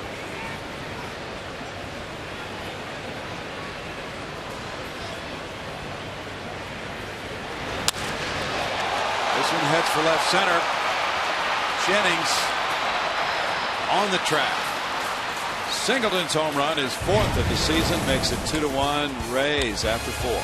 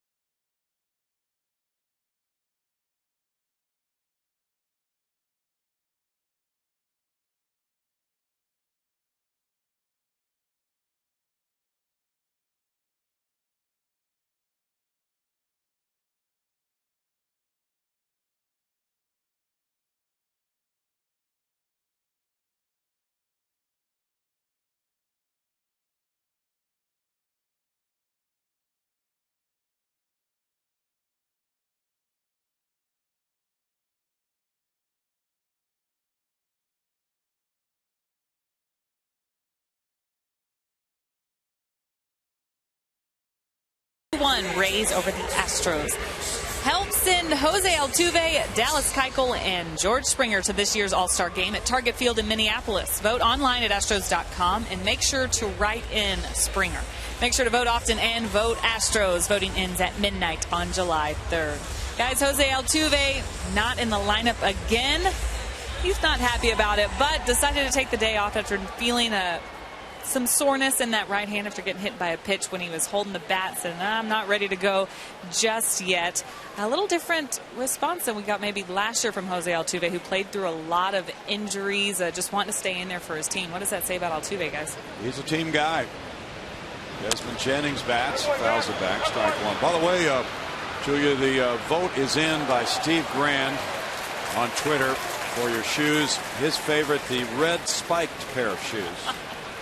Steve Grand caught me today. Yeah? He's always at the park early. And on camera's caught you. You just can't do anything in secret around here. 1 ball, 1 strike. You know what that says for me with Altuve? Oh, those are... Yeah. I would vote for those. Well, I love the one she's wearing today. The what do you call that color? The green, gold, yellow thing? It's lime. Lime? Lime, yeah. Oh, they're outstanding. Yeah. But back on Altuve. Well, we can't quite get to Altuve. Yeah, we don't have time to get to Altuve. We're dealing with shoes right now. Those are not Altuve spikes right there. Those are gamers, however, and I consider Jose Altuve a gamer. He wants to play. I think he's truly hurting. And last night, I thought the Astros might be minus Altuve for a good long while. Yeah, that looked ugly. Line drive headed for the left field corner. That will come down as a fair ball deep in the corner. Jennings into second base with a leadoff double. That's his 15th two-base hit of the year. So fans, you can vote to send those Julia spiked red heels to the All-Star game. No, just that is the 4th hit. They're all extra base hits. Tampa Bay. Yeah, that fastball ran right back through the heart of the plate. Tampa Bay is swinging the bats maybe better tonight than they have in a while. Colin McHugh goes from sharp to not so sharp in moments here this evening. There are times when watching him closely, he'll hit spot after spot after spot.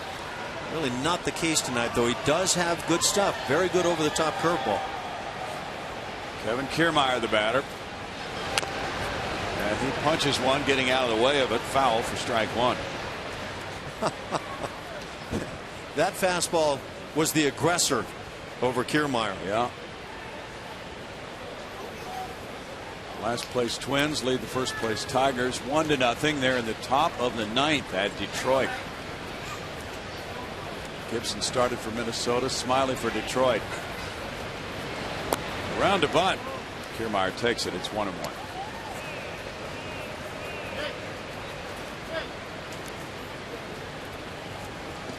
Rays 1 for 8 with runners in scoring position, and that's been just an ongoing situation for them. Corner infielders in close.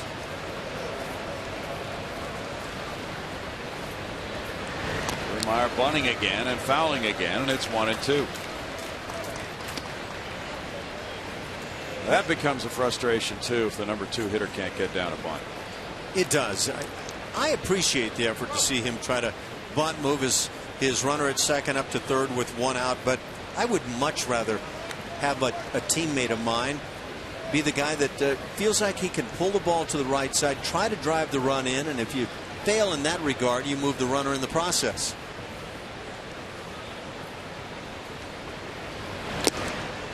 And there's a strikeout. Sometimes in that bunting endeavor, you put yourself in a hole, get a couple of strikes on yourself, and then you're easy prey. You just saw it. 6 strikeouts now for McHugh. High fastball again. Part of that strategy, or is it just Colin McHugh not feeling all that sharp? It's tough to tell.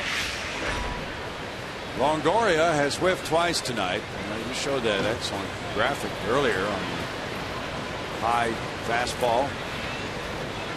Four-seamer by McHugh this month being even more effective than it had been. It's kind of surprising because the hitters have had a chance to see a lot of tape now. Time called.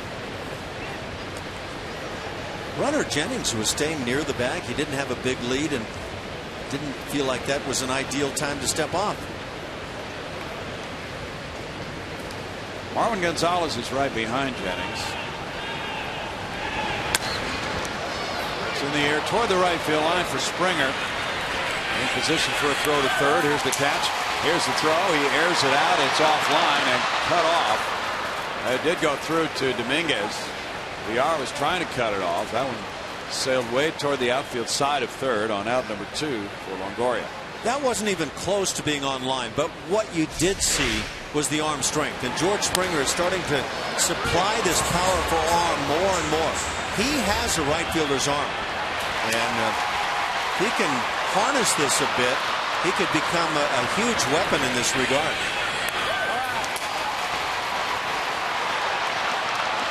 That's kind of the Bob Uecker-ism, just a bit outside. There were 3 guys over there. VR was trying to get there, and Dominguez did, and then McHugh was backing up to play. So Jennings at third, Loney the batter. Loney is 0 for 2. He reached on an error and scored. Boston leads Cleveland 5-3 after 7 at Fenway. Like he started for Boston. Justin Masterson was gone after 2 for Cleveland. There's ball 1. Part of the ploy for Colin McHugh with that curveball is to dive it in the dirt. That's where he gets a lot of swings and misses. And you have to rely on your catcher, Jason Castro, doing a great job here this evening.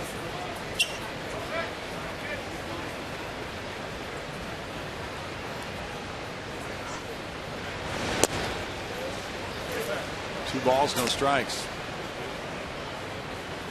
Yeah, and pitch selection really important in a game like this for Colin McHugh. He's not able to pinpoint things the way he has been in several of his starts. He's in a tight 2-1 game. That also says when you're not that sharp that you have good enough stuff to keep it a close game. Good point. 3-0 now to Loney with Zobrist on deck. Loney's a good hitter, but Zobrist has been kind of that quality clutch player through the years for these guys. Guy that got away from the Astros. Certainly did.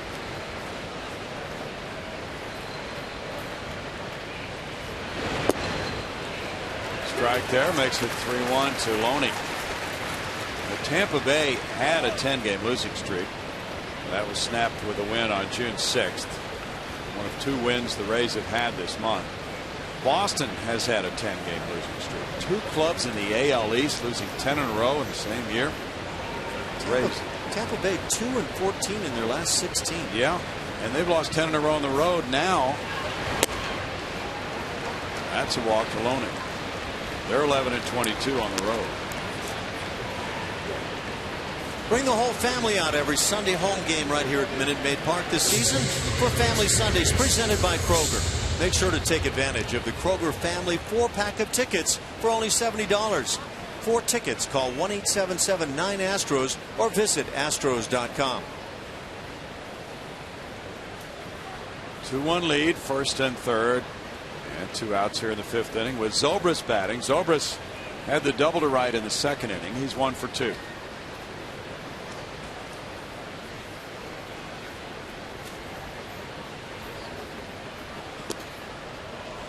Zobrist looks at it, and it's ball 1. Ben was born in Eureka, Illinois, went to Dallas Baptist University. He's been in the playoffs 4 different years with the Rays. Key component.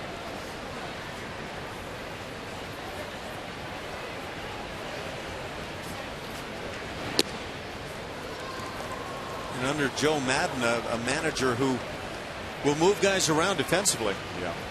Ben Zobrist has been kind of that wild card. He'll play at second, he'll play in right, play at shortstop on occasions, all over the place. Very intelligent skipper. And quite loose. That's smoked into right center field. That'll make it 3-1 Rays. And Loney goes first to third, and Tom Foley's going to send him in. Here's Fowler with the throw, and the relay from VR is not in time. A 2-run triple, 4-1 Rays. Zobrist winds up at third, his first triple of the year, giving him 15 runs batted in. You put that shift on in the infield, and there's always a gap between shortstop and second baseman, and this one finds the gap.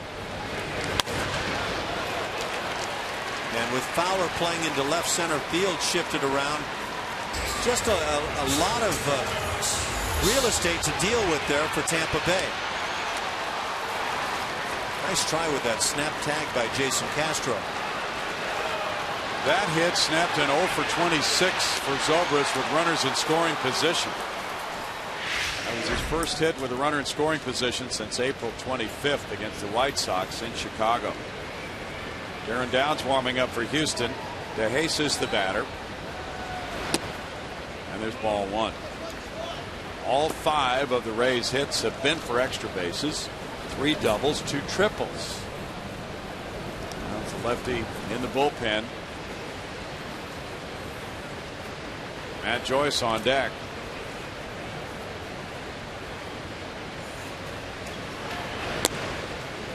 That's a strike call, and it's 1-1 on DeJesus. Padres lead the Mets 2-1 at New York at the end of 2. They had a rain delay. Bartolo Colon pitching against Andrew Cashner.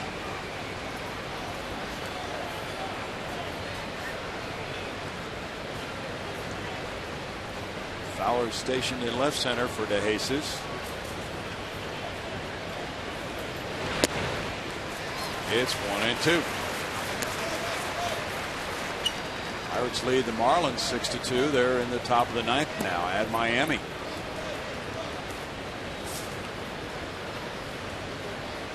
Starlin Marte hit his 5th home run for Pittsburgh. Giancarlo Stanton, number 18.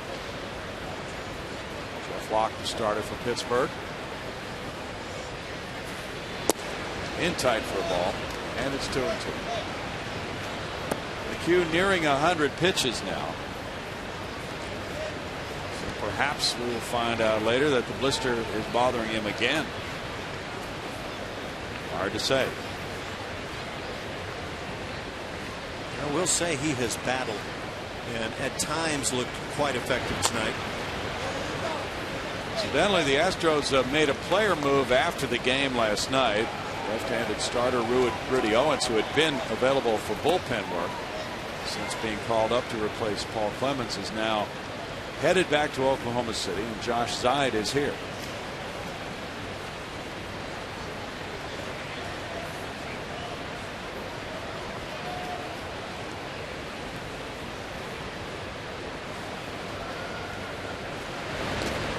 In the dirt, ball 3, and it's a full count on DeJesus. I will say this: it didn't appear that there was a comfort level of using Rudy Owens in big situations, and if that's the case, not much justification for having him on the ball club. Brett Oberholzer, I believe, is starting tonight for Oklahoma City.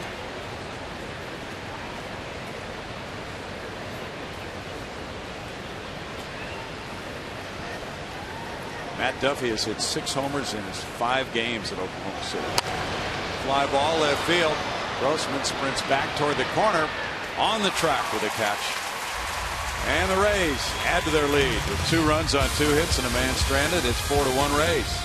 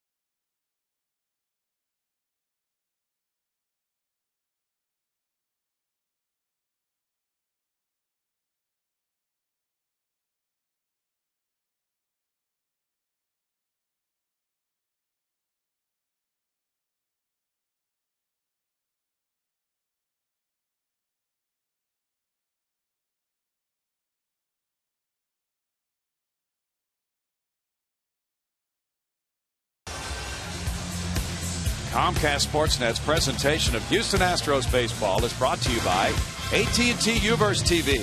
Find out what's possible with AT&T. Call 1-800-PIC-ATT. Mobilizing your world. And by your local Toyota dealers. Save big on the 2014 Toyota Tundra. Hurry to buy a Toyota at Toyota.com today.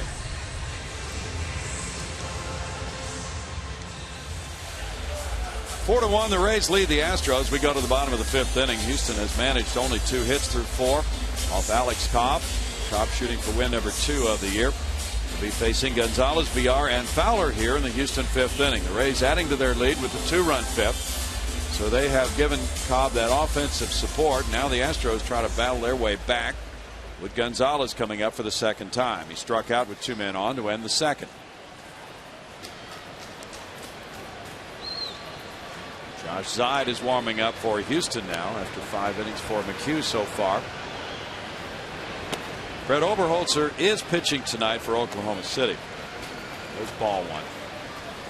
Sometimes a club will make sure that the guy who might be coming up if there's a need would be starting on the same night as the pitcher who might be experiencing physical difficulties.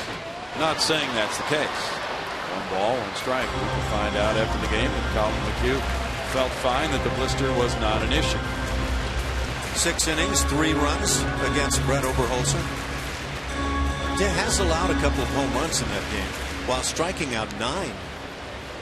The Astros do have more depth than they did a year ago. More of a ready reserve at AAA this time to call upon if needed because of an injury. Mark Krause and L.J. Hose each with a pair of hits. Ground ball, and Loney's there. Good lead toss. He's a slick fielder. 1 out.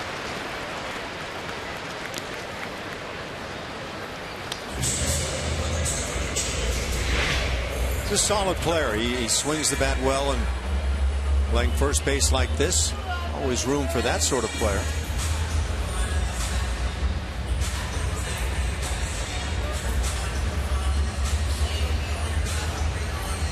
Well coordinated. 1 out. Now it's VR. VR grounded back to the pitcher. Cobb with those back-to-back plays in which he leaped high to snag a grounder that appeared to be headed up the middle.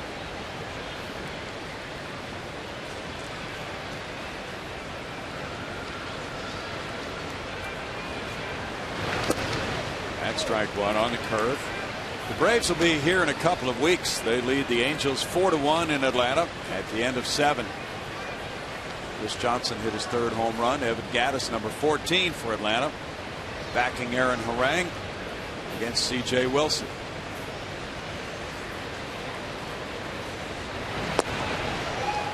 It's 0-2 to VR. Texas Rangers beginning an important road trip out west. They'll play all 3 of the AL West teams out there: Oakland, Seattle, and the Angels. Not sure what order, but it's a long trip for them. They start tonight in Seattle. You know, they've used 10 rookies this year, the Rangers, because of all their injuries. They've used 40 players. I don't know how they stack up in terms of most injured clubs, but in terms of valuable players injured, they've got to be in the lead. They have to be.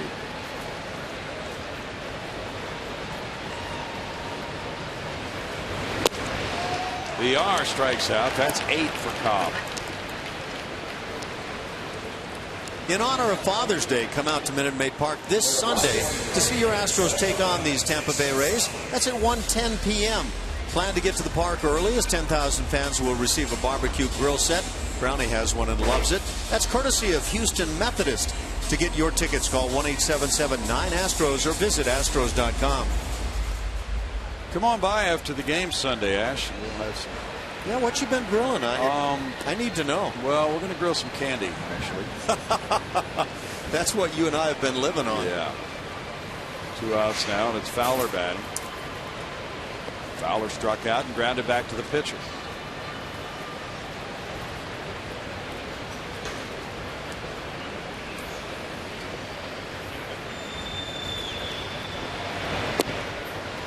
Strike 1 to Dexter. Watching Cobb here this evening, I'm surprised that he's had some of the struggles he's had. Stuff is good.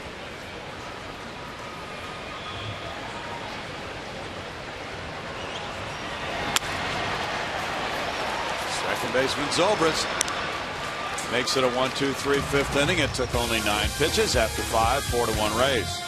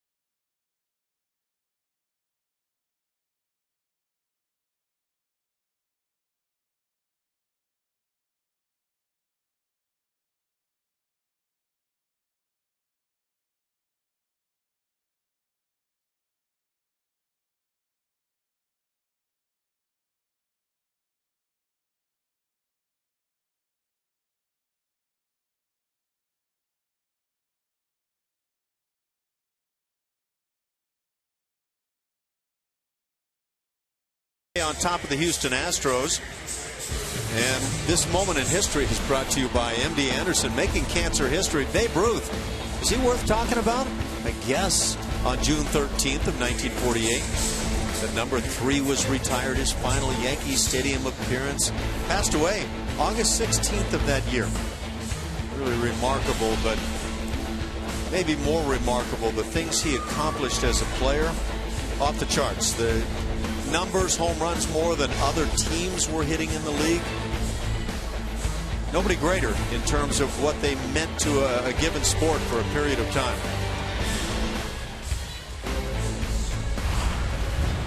Well, Porter goes to the bullpen. Josh Zeid comes out of that pen, rejoining the Astros tonight after the roster move last night with a 3.90 ERA for 7 games in the big leagues this year.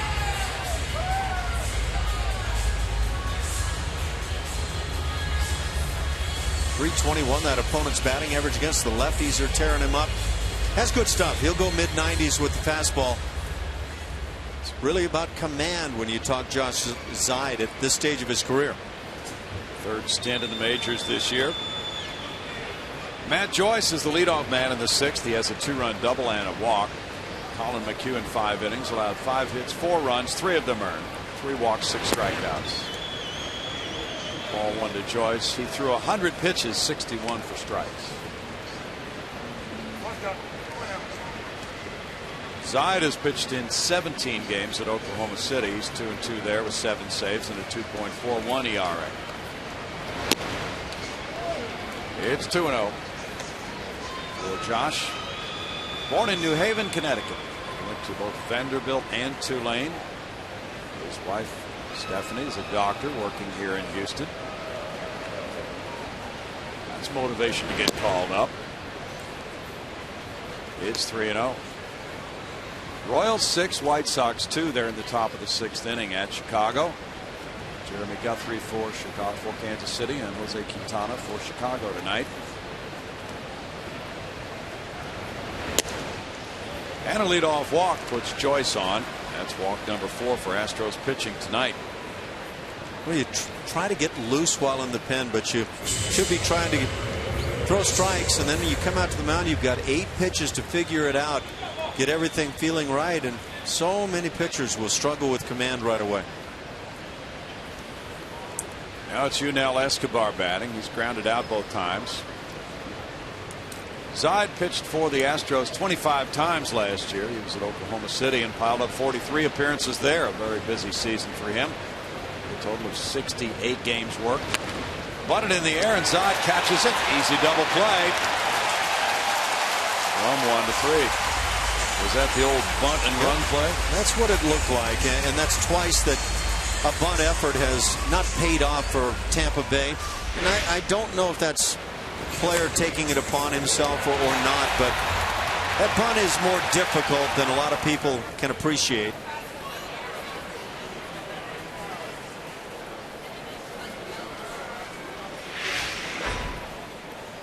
Takes care of the base runner, and now it's Hannigan batting. Hannigan is 0 for 2. Reds 5, Brewers 1, bottom of the 5th in Milwaukee. Bailey has the lead. Matt Garza started. He gave up 5 runs for unearned. There's a shot to left center field. That's a looping hit. Fowler over. And a single for Hannigan with 2 outs. That's the first single of the night for this Rays team. That's crazy when the first 5 hits by the Rays were for extra bases. Now they get a single with 2 outs in the 6th. Just a fastball left up. And first pitch fastballs are aplenty, even in the big leagues. It's one thing that Colin McHugh does really well. He'll mix that up. McHugh started first pitches on the first 12 hitters, 11 of them for strikes, and then started to scuffle a bit, and that's a lot like his previous start. Desmond Jennings has a 1-0 count now. Jennings doubled to left in the 5th. He's 1 for 3.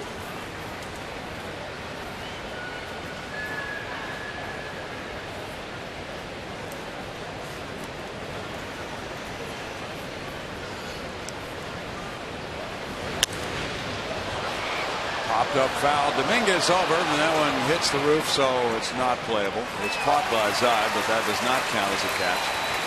When it hits the roof above foul territory, it is no longer in play. If it hits the roof above fair territory, it is in play. The Rays have a whole lot more complicated rules than that on their roof, don't they, Ash? You've got guy wires and circular devices, and balls will hit in play. And they've got a variety of rules that apply. Got some O-rings. That's a crazy place, Ash, for ground rules. You and Blummer, of course, will have a lengthy meeting out by the pool to go over those ground rules before the first game of the series. Well, you've been listening in on our conversation. I saw first hitter of the ball game for Tampa Bay. It was hit a fly ball to center field. The center fielder was standing under where he thought it was going to be mid-depth center field, but the umpires thought that the guy wire that this ball hit had stopped it from going for a home run and gave that hitter a home run. Oh. So, I mean, you get some bizarre calls in that yard. That's bizarro, all right. That's what you get when you get the tilted cap of a roof. That's a foul tip strikeout on Jennings, and it's no runs a hit and the man left. It's 4-1 Rays.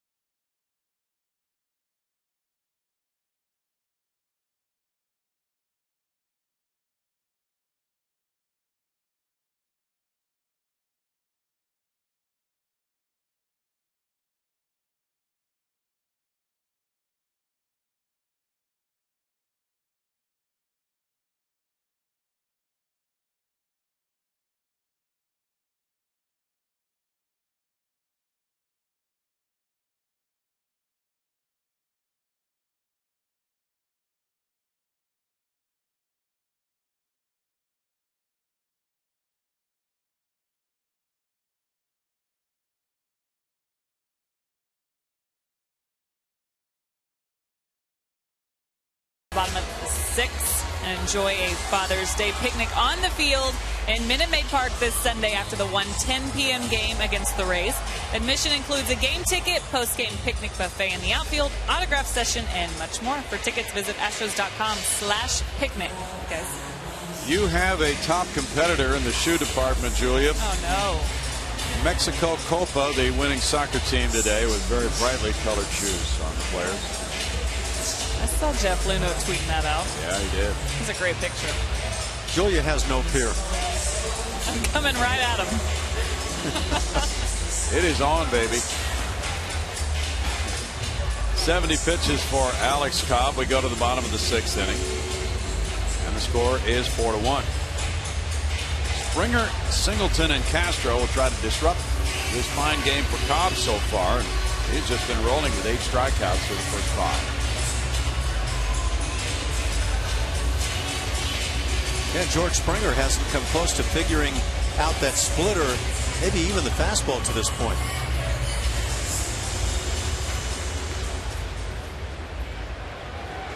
There's a pretty good chance he's going to get another shot at it with a 3-run lead here for Cobb.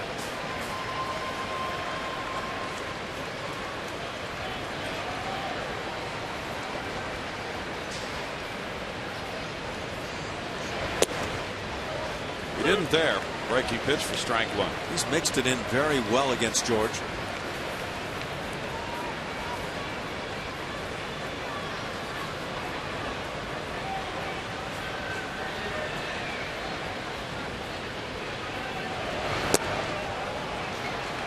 got him chase on that one. No balls, 2 strikes. Now he gets the fastball next, right? Out of the zone, maybe. Keep mixing it in. That might be the way to go, but that splitter has been so dynamic. Boy, it has. Choices for a pitcher at 0-2. You called it. But not close enough to be tempting. 1 ball, 2 strikes. Do you like a waste pitch on 0-2? No. Or do you like going right at him? No, I don't like a waste pitch at all. I feel like you might as well go to the mouth and have a ball called. If you make it a pitch close to the zone that can induce a swing, then I'm good. He gets a strikeout. That's number 9. Well, I played for that manager repeatedly, and you know, they get to the point where they say anybody who gives up a hit on an 0-2 pitch, I'm going to fine them $200 or whatever the case may be. And I found that hideous. You just start throwing balls 4 feet outside and then you move on. John Singleton has accounted for the Astros run with a home run to the seats in left field. He's 1 for 2. Quite a game in St. Louis. 1-0 Cardinals. Washington batting top of the 9th against Lance Lynn.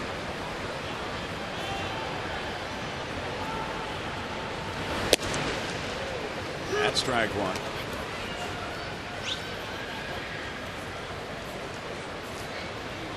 There's the production at first base for the Astros with Singleton accounting for 4 homers and all the others 5 so far. Well, it was miserable early on this season. The DH role was also one of those black holes, and now Singleton has come on and it's changed things, and Carter is starting to change things around for the DH role. Matt Adams has returned from the disabled list for the Cardinals. He has a homer tonight, number 4, and because of that, Cardinals have demoted Oscar Taveras to the minor leagues. So the Taveras era is being suspended right now, apparently. 2 balls and a strike.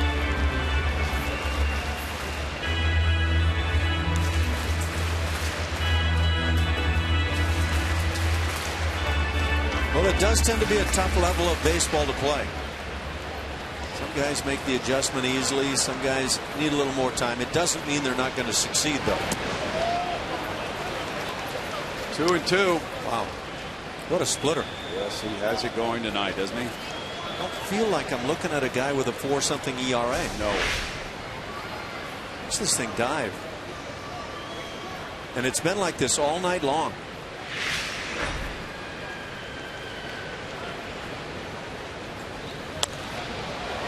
Back in the Sports Illustrated Major League Baseball preview issue before the season, one scout of another team said Alex Cobb is turning into Greg Maddux. He's a savvy guy who toys with hitters, who can make an aggressive lineup look stupid. The Astros, not saying they look stupid, but they are known as an aggressive lineup. And he says he has such a feel for his changeup and for varying his pitch pattern. Well, if I were watching tonight's game, and this was the only sample of Cobb that I had available to me, including stats, I'd say that's a pretty astute comment. But apparently it comes and goes for Cobb.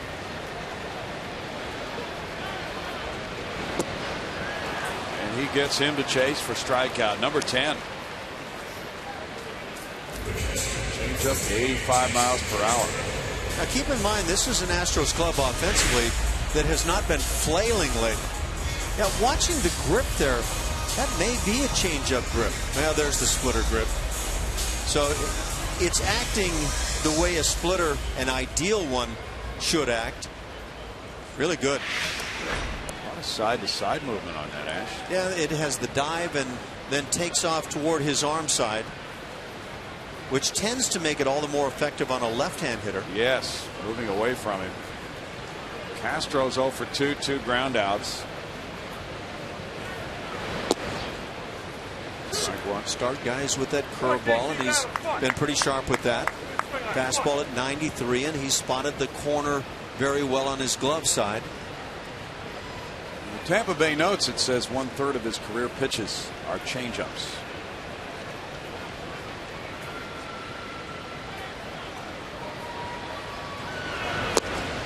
had enough innings to qualify this year. He's thrown 32.4% changeups. That would be the top figure in the majors.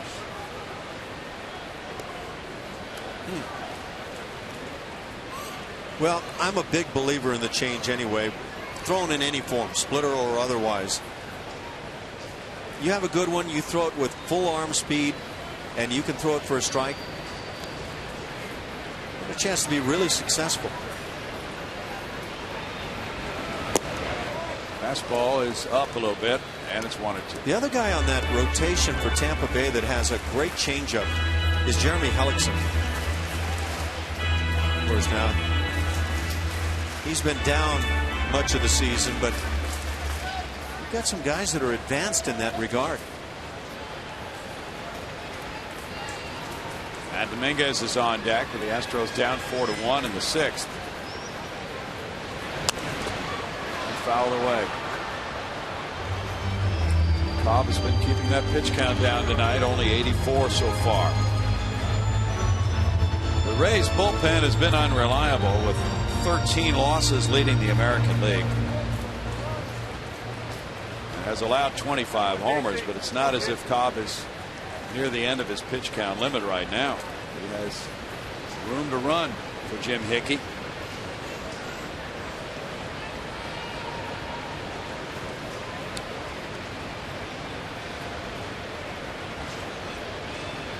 Hickey worked with some great arms.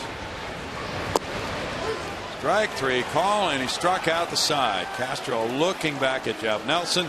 That's 11 punch outs through 6 innings for Cobb, and a 4-1 Ray lead.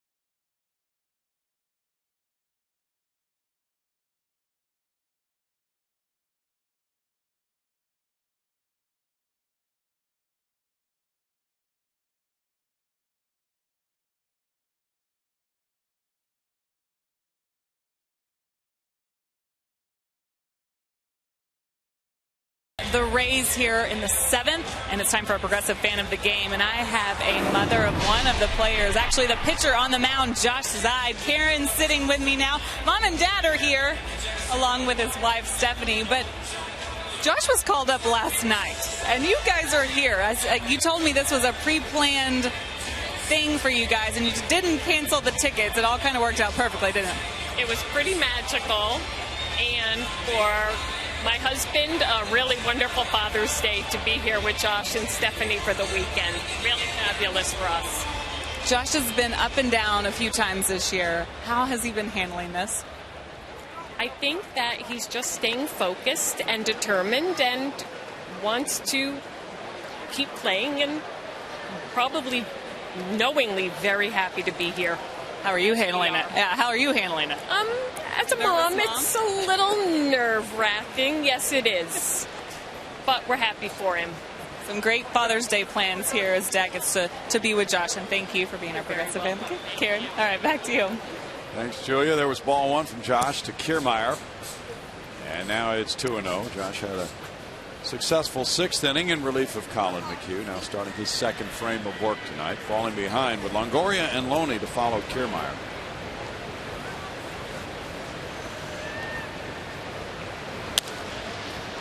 Towering fly ball. Springer in right. 1 out. We were talking about that tremendous catch Springer made last night. There was 2 of them, but the double play catch.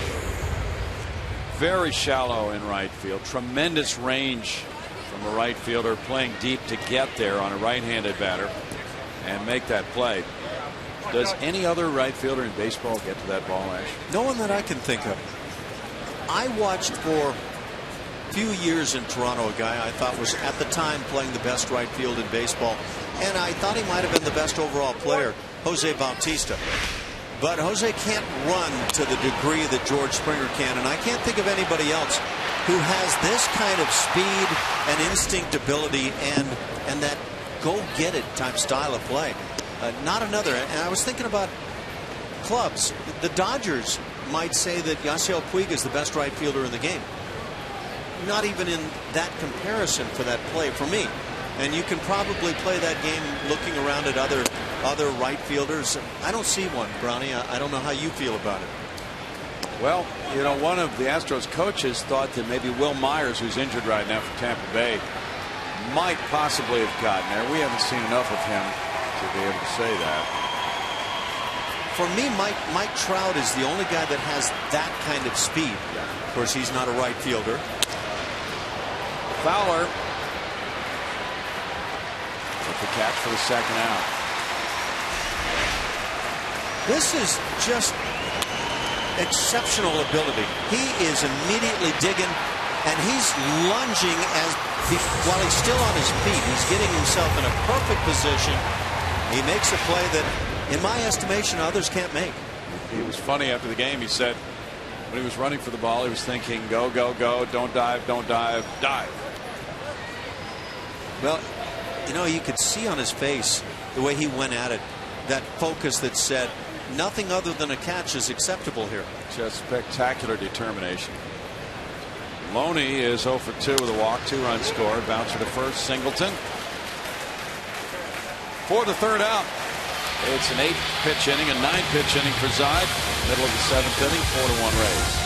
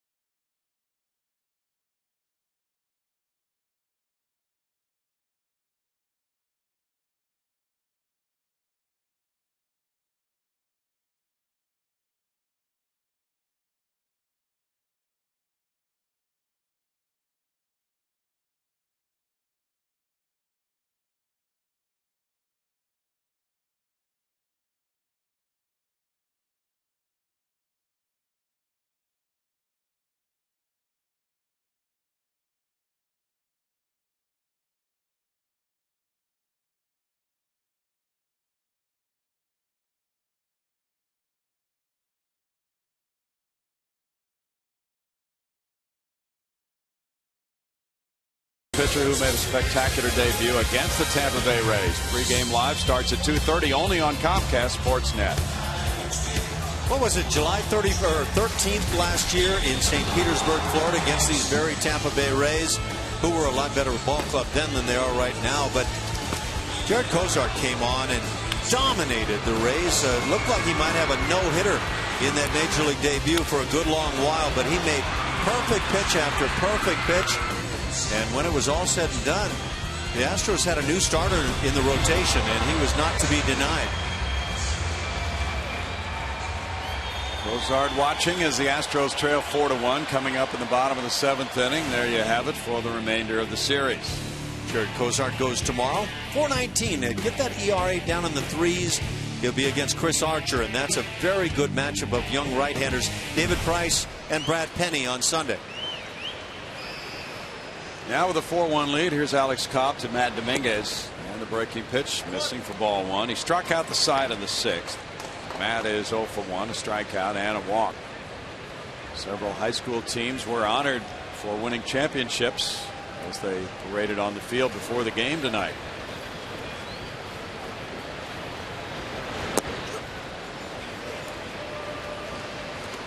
Two balls, no strikes, including St. Thomas High School, which was formerly coached by Craig Biggio. They won another championship in the TAPS competition this year. Second Baptist. We've got a list of all the schools for you. 3-0 to Matt Dominguez. See Deer Park softball team, Second Baptist, St. Thomas, Huntsville, Braslesport Christian, La Vega High School, and Westbury Christian. Congratulations to all of them for being honored for their championships this year. 3 balls and a strike. The paid attendance is 26,829.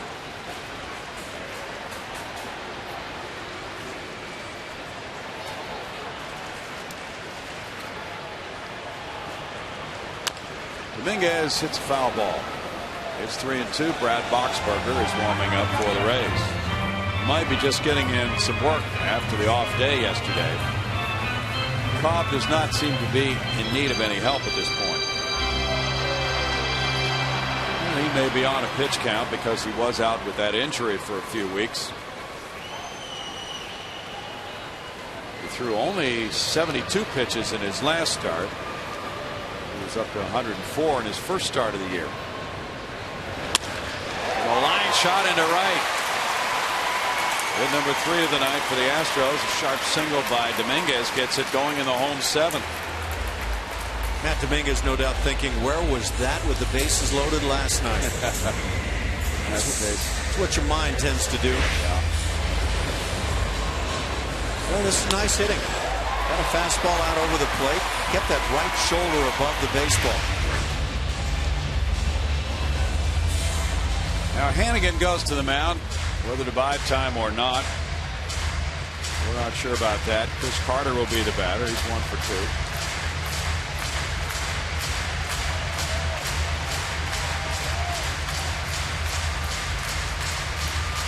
His batting average against Cobb his last 3 starts was .358. And tonight he has doled out 3 hits to the Astros. A Carter single in the 2nd, a Singleton homer in the 4th, and this Dominguez hit just a moment ago. A great pitching line for Cobb so far with the 11 punch-outs. Carter was a strikeout victim in the 4th after his hit the first time up. That was that one for strike 1. Only one designated hitter has more homers this season than Carter, with 13 as the DH. Big Papi Ortiz has 15 for Boston.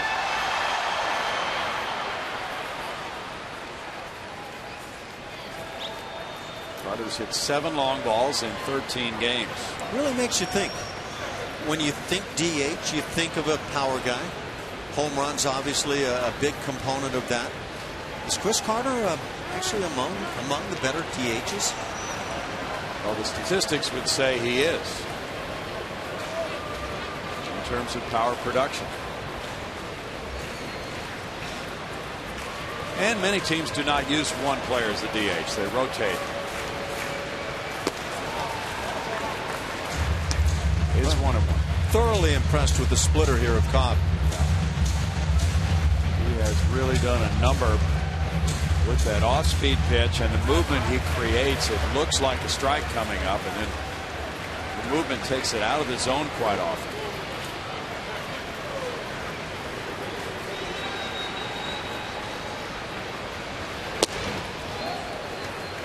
It's 2-1. Sometimes later in the game, if a pitcher loses miles per hour on his fastball, and that last one was 91, that will make his off-speed pitch not as effective because there's not such a differential in velocities.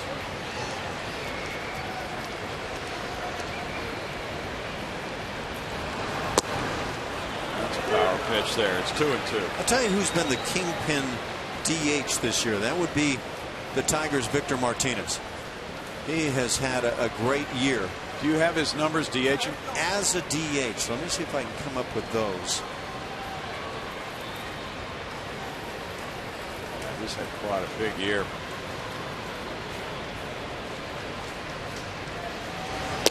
Tigers will be here later this month with their skipper Brad Ausmus, a former Astro longtime catcher. Now 3-2 for Carter. He's worked full counts the last 2 times. And here's an awfully big pitch in this game with Tampa Bay up 4-1.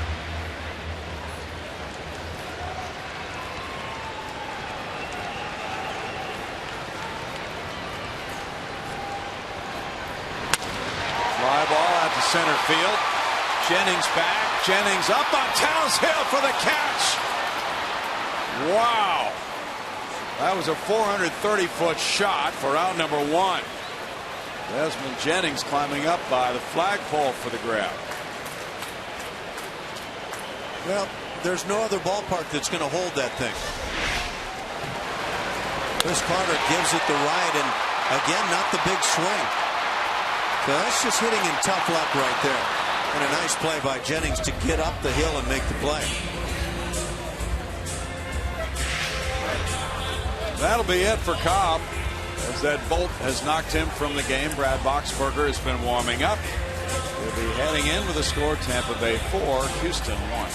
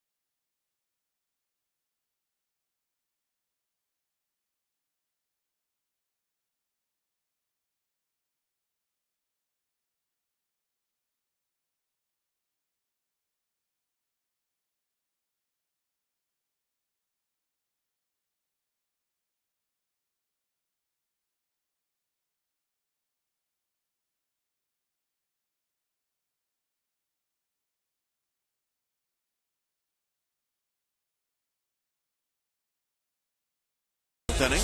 Need a gift for Dad? Well, the MLB.com at-bat app and a subscription. Let's see, the MLB.com at-bat app and a subscription to its premium features on his favorite device are perfect for Father's Day. He can access live look-ins, instant replay, free game of the day, and more. Visit MLB.com for the details. A former Astro who was a great pitcher at Southern Cal named Rod Boxberger was an Astros first-round draft choice, 1978, the 11th player drafted after he was named MVP of the 1978 College World Series. His son Brad Boxberger is in the game now. He's 0-1 with a 2.49 ERA. Working quite effectively. Opposition hitters hitting 178. Both righties and lefties down in the 100s. So he's getting them all out. Bobby Grossman doesn't want to be in that category. He's 0 for 1 with a walk tonight. Dominguez at first, 1 out. That is strike 1. Alex Cobb leaving the game after 6 1/3 innings, allowing 3 hits. He walked 2, fanned 11. He's been charged with 1 run so far, and Dominguez at first is his responsibility. Cobb threw 97 pitches, 60 for strikes. Really did an outstanding job of working in the off-speed stuff tonight. And in for a ball for a 1-1 count. By the way, Brownie, we were talking about effective DHs in the American League. And yes, Victor Martinez's numbers are not all as a DH, but as a DH, 12 dingers, 30 ribbies, hitting .311. So he's done some great stuff, and probably is the guy that would be the lead DH right now. Yeah.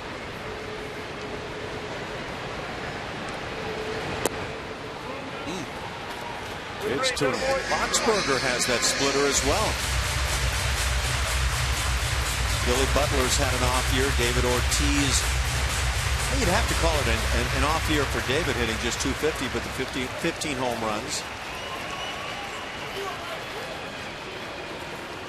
Boxberger came in with the bases loaded, nobody out, May 8th against Baltimore, and struck out the side on 9 pitches. How about that for relief work?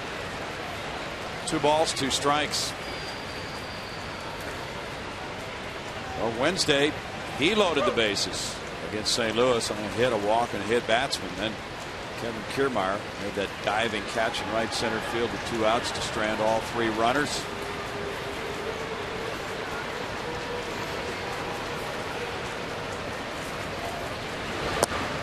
In tight for a ball, and Grossman has worked the count to 3-2. When he had that count in the second inning, he drew a walk. Marwin Gonzalez is on deck.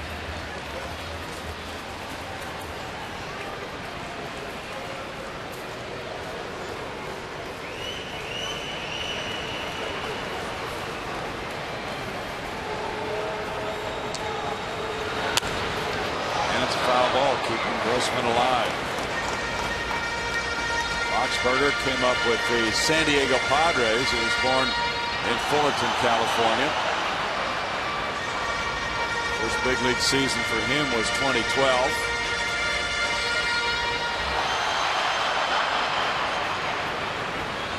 Rays got him in a trade. This is his first year in the Tampa Bay organization. Joel Peralta's warming up now, a right-hander. And a strikeout takes care of out number 2.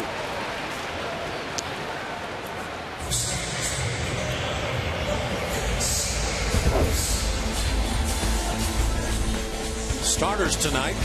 Obviously, Alex Cobb has gotten the better of it here this evening. Thought the first inning or so that Colin McHugh was going to go toe-to-toe. His stuff looked really good. He was sharp. But Colin lasts just 5 innings on the night and allowed the 1 unearned run, 4 overall.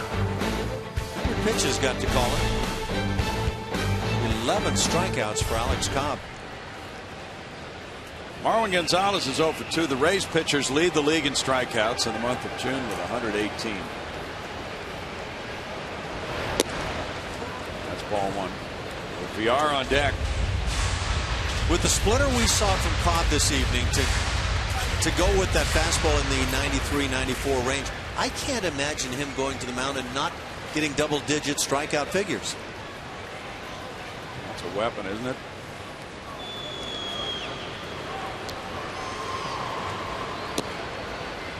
Two 2-0 to Marwin.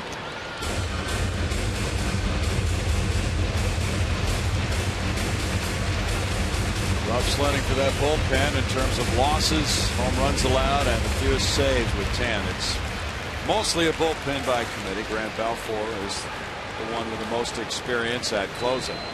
Generally speaking, fewest saves comes on the team that has the worst offense, and that's who Tampa Bay has been.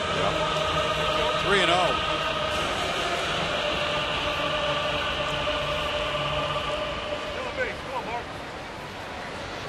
Our 2 lefties in the pen for Joe Madden.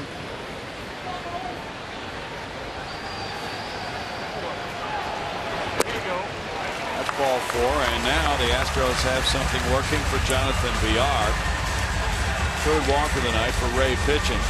Runners at first and second, and Villar's 0 for 2. Longoria comes over from 3rd. Jim Hickey coming up the steps.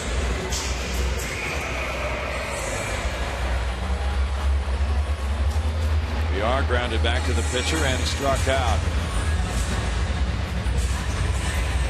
Joel Peralta. Hickey was the pitching coach here in the Astros glory days. The World Series season of 05. He's a fun guy to be around. He's surrounded by pitching talent when he was here. Strike to VR. Jim Hickey brings an ability to speak Spanish very well with the Spanish pitchers, and I think it's a huge plus that he brings, but does a number of things quite well. Joe Madden has been very loyal to his coaches, keeps the guys around.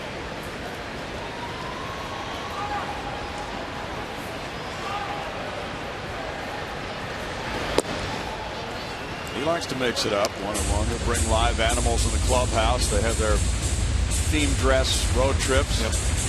What did they do this year? Do you remember? I have not heard this year, but I mean, nothing unusual to hear about different costumes the guys wear, color of hair. 1-2. Didn't they have a hockey road trip one time? Yes. They each got a hockey sweater of an NHL club. Of course, now the Astros did that last year going into Toronto.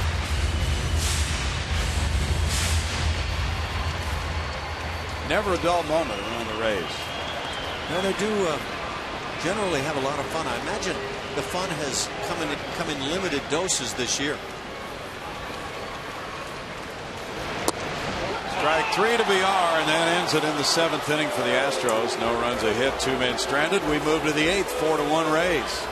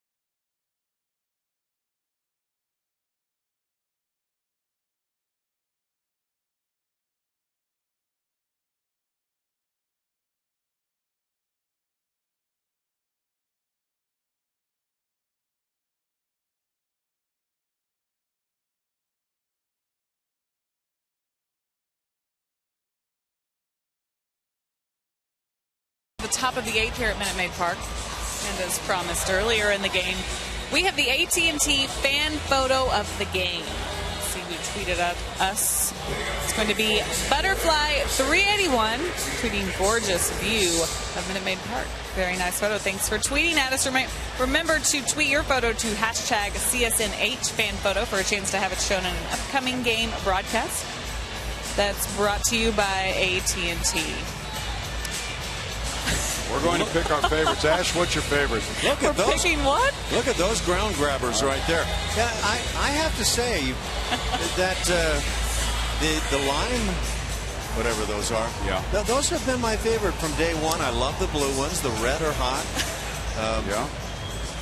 I don't know, Brownie. Are you an aficionado? Listen to you guys. I'll go lime.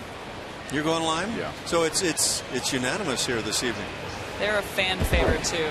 Walking around the ballpark. A lot of compliments on these shoes today. They light up the stadium. Darren Downs is 1-0 with a 1.23 ERA for 16 games. Pitches to Zobrist, and it's ball 1 to Zobrist. Zobrist with a big night, a double and a 2-run triple. Which of those pair of shoes, Julia, has the best overall record for a year and almost a half now? You know, we're going to have to keep track because I'm getting that question a lot. Foul away, 1-1. Zobrist, a switch hitter, is a better hitter this year as a right-handed batter, 286. Because in the not too distant future, we're going to be talking postseason play, and you're going to be compelled to wear the winning record shoes, I think. Do you guys remember when Brad Peacock's father kept asking me what shoes I was going to wear? Yeah. Line shot up the left field line. That goes foul. Well, you know, you talk about postseason play. So fall is in the air for those games, and Julia will have to go with boots for those games. That's true. There. That's true. You're going to have to find some winning boots. Yeah. I can just see Julia with combat boots on. That'd be cool. All right. Well, to follow up on Peacock's stat, he would want to know which shoes the team won with when I was wearing them. That way I would wear them when Peacock was on the mound. You'll have to attach a piece of paper with the team's record to each pair. So you'll make your selections based on that. Still 1-2 to Zobrist. Bounce has really been good. And once again, he entered the mix in last night's game with a scoreless inning in the 5-4 10-inning win for the Astros. 14 of his 16 trips to the mound. He has not been charged with a run.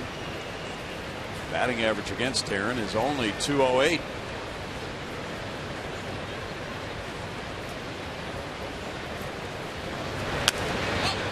It's back behind us. Still a 1-ball 2-strike count. Funny how things evolve from spring training to the regular season, and guys come up and down between AAA and the big leagues. Darren Downs, after going 0-2 with a 4.84 ERA for Detroit last year, has moved into a pretty important role now in the Astros bullpen. He came up from Oklahoma City May 4th. 2-2. Cardinals shut out the Nationals in St. Louis 1-0. A Lance Lynn victory. Matt Adams homer, and the loser was Jordan Zimmerman. That's why I think the Cardinals are going to be hard to hold off. That pitching is really good. It is good. Trevor Rosenthal got his 18th save.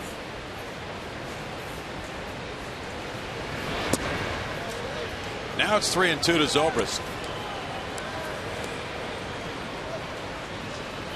Braves shaded the Angels in Atlanta 4-3. Aaron Morang squaring his record at 5-5. Beating C.J. Wilson, and Craig Kimbrell got his 19th save. Ground ball hit into left center field. Grossman picks it up. Zobrist aboard with a leadoff single. Hit number 3 for him. He has double, triple, single now. Zobrist is just a gap finder in the defense tonight. Sure is. There's George Hendrick, Lonesome George, the first base coach for Tampa Bay. Former teammate of mine back with Cleveland in the 70s. Oh, he was a good outfielder. I'll tell you what, he had some incredible hands, great power. He could run him down and had a good arm too, didn't he, Ash? Good strong arm. He played some right field. Now Jerry Sands comes up to pinch hit for De Jesus, giving Joe Madden a right-handed bat. Jerry 1 for 8 with 1 RBI as a Ray, former Dodger, and he was with the Pirates when he was claimed off waivers by Tampa Bay December 23rd. A little early Christmas gift for him. However, considering where these two clubs are in the standings, you can make your own judgment about what kind of gift it was for Jerry.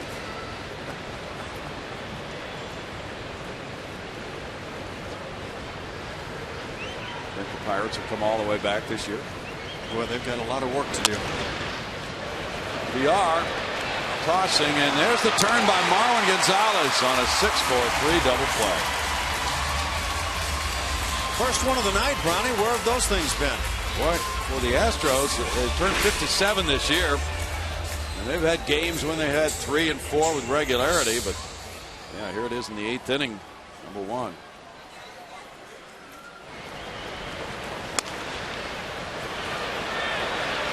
Not a more beautiful sight at certain times. They had the one on the popped up bunt in the 6th inning, but as far as ground ball double plays, yeah, you're right. That's number 1 of the night. Now Joyce has a 2-run double and a pair of walks. Lefty on lefty and ball 1.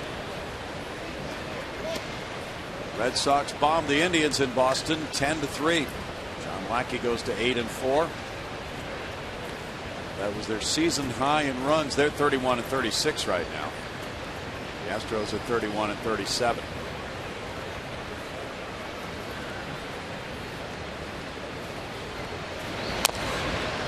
That's foul. It's 1-1. Cubs beat the Phillies 2-1. Jake Arrieta going to a 2-1 record.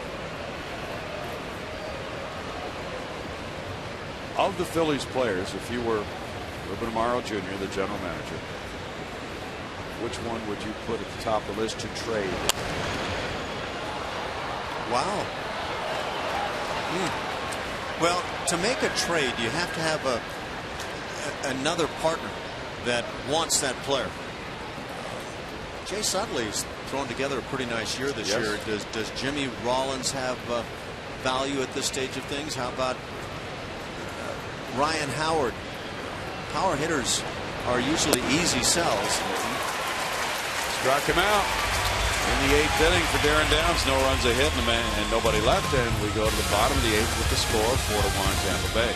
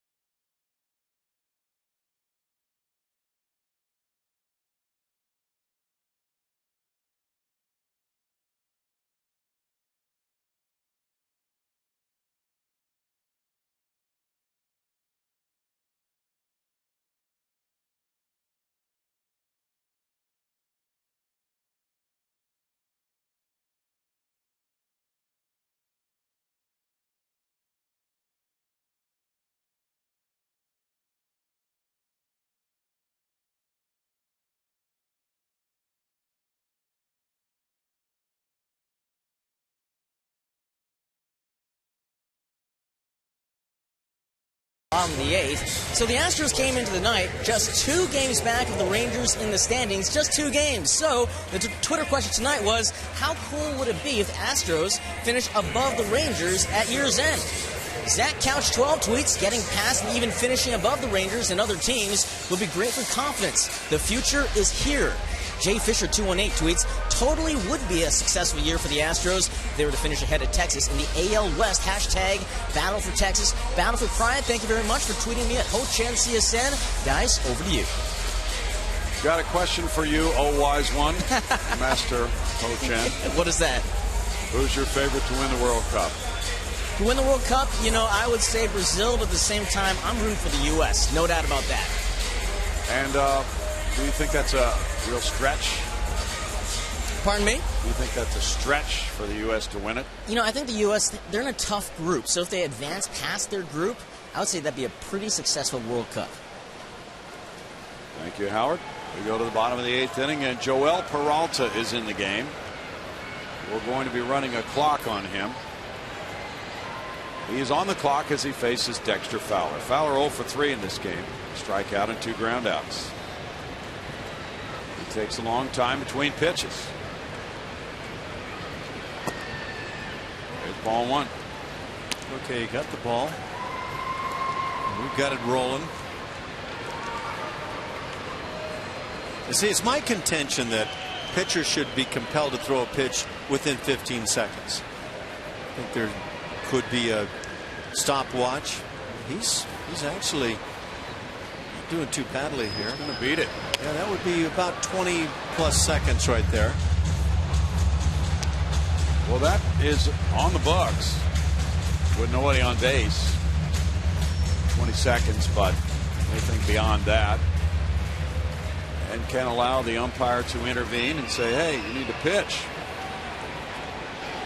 I've been out there when pitchers were compelled to throw a pitch.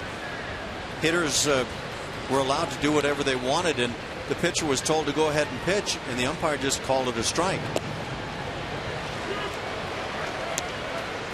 1-2. Regardless of where it was. Fowler didn't like that call. What is that timer officially called right there? That's the Master Ho Chen clock. Master Ho. Peralta averages 34 seconds between pitches this year. Yeah, but he's tightened it up here this evening so far. He has tonight, yes. Now wait till men get on base. He's regarded by Fangraphs as the slowest pitcher in the major leagues in terms of time between pitches. Why is it allowed? I just don't get it. Not supposed to be allowed with nobody on base. It's different from men on base.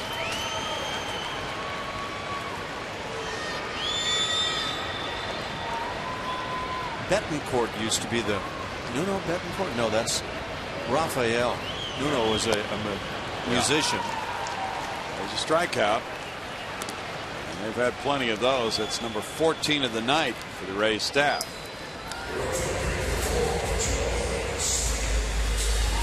Well, the Astros have had such a potent top of the order, and that has not worked tonight. They have not had anybody on base among the top two, a collective 0 for 7 with 5 strikeouts. George Springer 0 for 3 with 3 strikeouts.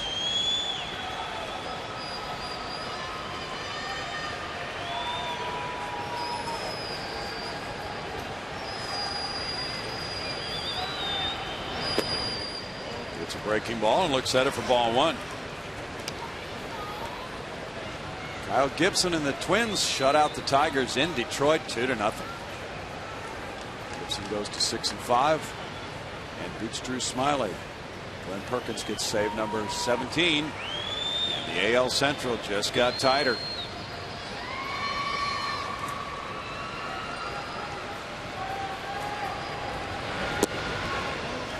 That's a good pitch. 2-0. That's a good pitch. See, Detroit is now 3 ahead of Minnesota. Minnesota was in last place when the night started. The White Sox are trailing, so they may fall into last. And Cleveland has lost, so Cleveland will fall behind Minnesota. That's one really close division right now. That's in for a strike. 2-1 to Springer.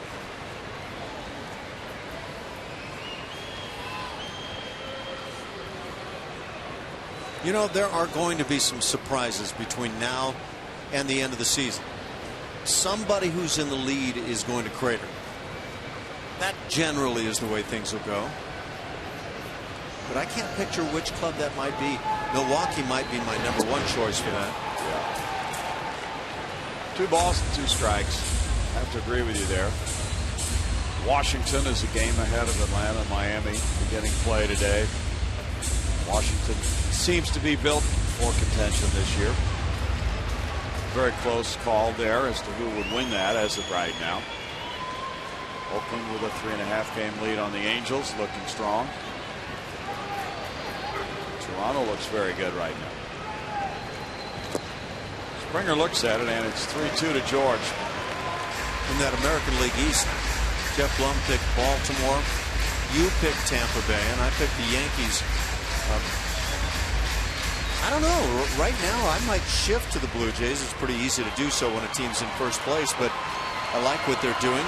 But the Yankees, if they could get some health back in that pitching staff, still could be the team to beat. We should turn to the wise one, Master Ho. Master Ho. And get his pick for the AL East. The all-knowing one, I think, will come up with something big. 3-2 pitch will go foul. Upper deck foul. Upper part of the upper deck. Oh, there was some bat speed involved in that one. Watch this swing. Get the head out.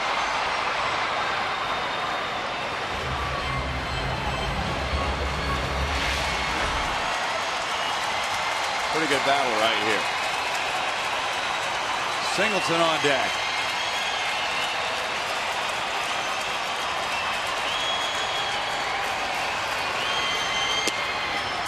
Springer strikes out. 2 down. One of those contact challenged nights. 15 strikeouts. Great guests, hot topics, and no holds barred debate. Kevin Eschenfelder serves it up fresh every single night on Sports Talk Live every weeknight at 5 p.m. only on Comcast Sportsnet. Kevin will be back Monday. John Singleton homered in the 4th inning. He is 1 for 3. Kevin spent all weekend coming up with topics.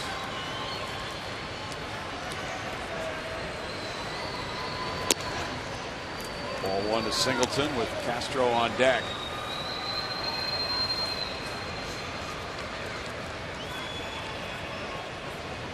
Al Raboski was closing for the St. Louis Cardinals, Kansas City, and other clubs. He would go behind the mound and go into a trance, slam the ball into his glove, and come back up on top of the hill and pitch. That took a while. 1 ball, 1 strike. It was a pretty good act. But, yeah, I don't know that we need acts out here. Keep the game moving. I'll say it over and over again. The game, when played, is really exceptional. But so much time is spent with the game not being played.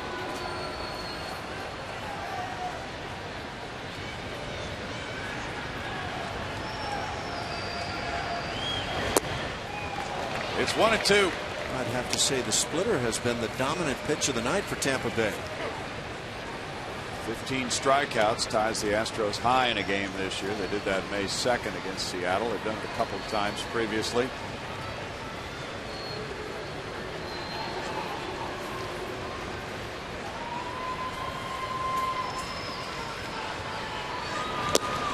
They get 16. They have a new high, and through 8, it's 4-1 Tampa Bay.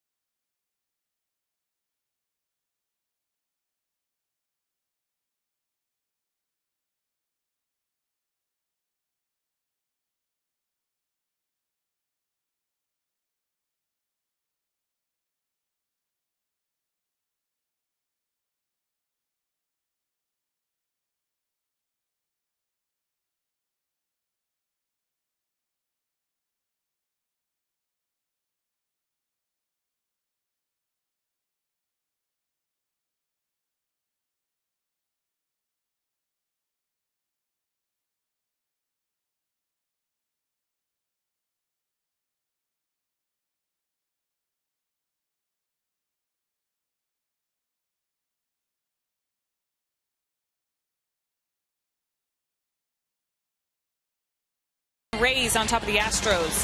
Astros, Dynamo, Rockets, and more. We have all your sports news covered. Check out Sportsnet Central every night at 6:10 and midnight on Comcast Sportsnet. Brownie. Thanks, Julia. We go to inning number 9. Pitcher number 4 in the game for Houston. He is Kyle Farnsworth. Darren Downs in the 8th allowed 1 hit, no runs. He had a strikeout, got a double play ball. Farnsworth with an 0-3 record at 3.96 ERA. Has worked 25 innings. Still got a good arm. Not quite what he once had when he could push it up toward the century mark, but still an imposing figure with that good arm on the hill. He's had 11 appearances with the Astros. Working 8 innings, walking 7, fanning 6. He'll come in now to face Escobar, Hannigan, and Jennings. The Astros in the last of the ninth have Castro, Dominguez, and Carter due up. And there is warm-up action. Looks like lefty Jake McGee in the bullpen for Tampa Bay. Because Castro bats left, looks as if he's going to be the choice tonight, at least to start the ninth inning with the 3-run lead. And McGee has closer stuff, so that would not be a surprise at his selection in that situation. Goes very hard.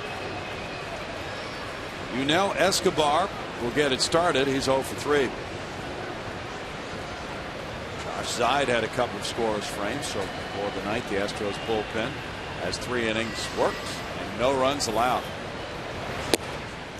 Unsworth at 94, missing for ball 1. This Houston bullpen, like just about every other phase of the team, has been strong recently.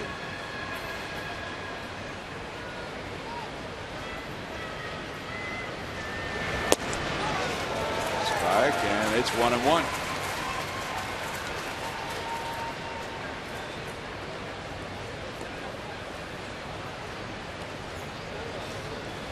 Last year, the Astros were 24-44 after 68 games. They're 31-37 now. 7 games better than a year ago at this point. 1-2.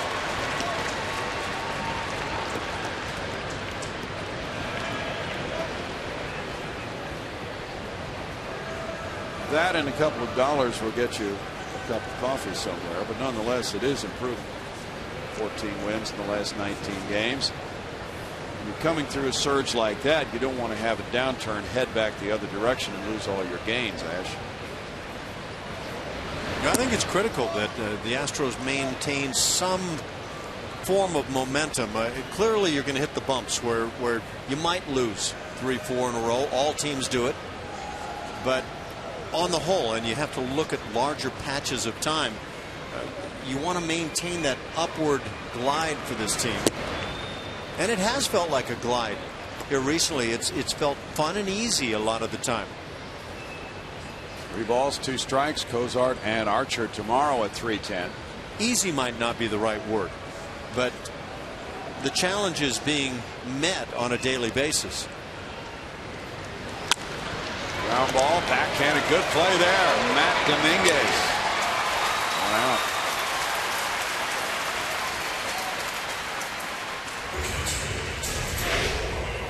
This ball's hit sharply, and Matt Dominguez wisely goes down to a knee to handle that hop that came up on him a bit. Said over and over that second hop is the challenge for a third baseman.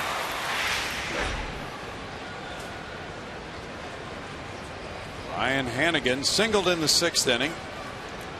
Ryan's 1 for 3. You saw the Broadway show Annie, right? Somewhere along the line, yeah. This is Hannigan, the Broadway show. By name, I have to acknowledge that I wasn't that big of a fan, but it seems that she was running the orphanage there. Okay. Strike to Ryan. Clowns scare some people. Orphanages scare me. Yeah.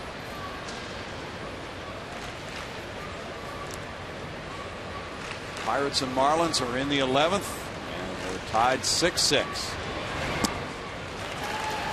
0-2. Nice little cutter.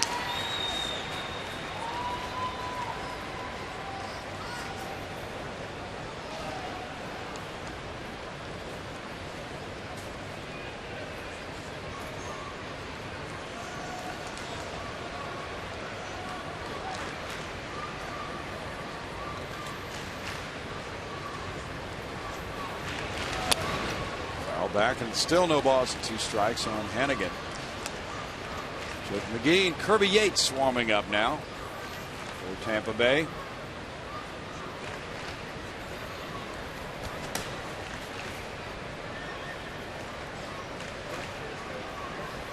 Well, shutting out that Detroit club was quite an achievement for Kyle Gibson.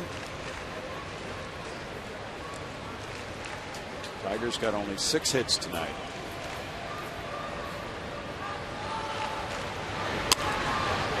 Looping fly ball. Grossman in. It's a hit in front of him. Hannigan's aboard with a 1-out single. He's 2 for 4 tonight. Celebrate faith and family night with your Houston Astros. That's tomorrow following the 3:10 p.m. game against these Rays, featuring a post-game concert with Christian rock band Mercy Me. For tickets, visit astros.com/faith. It's always a popular day, a ball game and a concert. Desmond Jennings is 1 for 4 with Hannigan going 2 for 4. He was 0 for 2 to start tonight. That extended his hitless streak to 0 for 28. He's come out of that with a couple of hits now.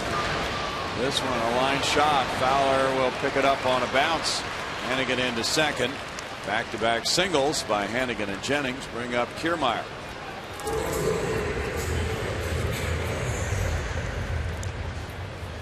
Kiermaier tripled in the third. He's 1 for 4. Now Castro out to talk with Farnsworth with the runner reaching second. Longoria's on deck. Rockies 2, Giants 1, bottom of the third at San Francisco. Get surprised in this game almost daily. Tampa Bay coming into town and they had been playing miserable baseball. I didn't anticipate what we've seen here this evening. Very good pitching and the bats are coming alive. They have 9 hits. Inside for a ball, 1-0. They got an opening in the second after McHugh had a 1-2-3 first. Loney reached on an error by Villar, who dropped a pop-up. Zobrist followed with a double, and then with 1 out, it was a 2-run double by Joyce. Foul ball there makes it 1 ball, 1 strike. And the Rays are really a low-ranking team offensively in many departments. They're 12th in on-base average. They're 14th in slugging. But tonight they have lit up the board with 3 doubles and 2 triples in this game.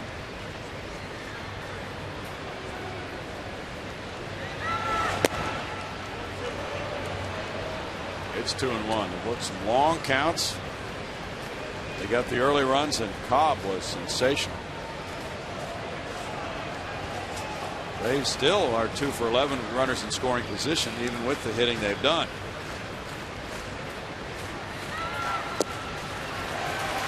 Two and 2 to Kiermaier.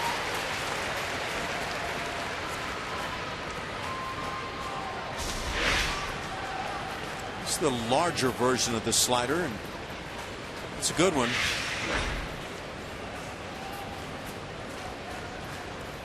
Farnsworth is 35 years old. Played for several clubs throughout his career. Ground ball, and that's on through into right field. Springer comes up with it. Stop sign at third.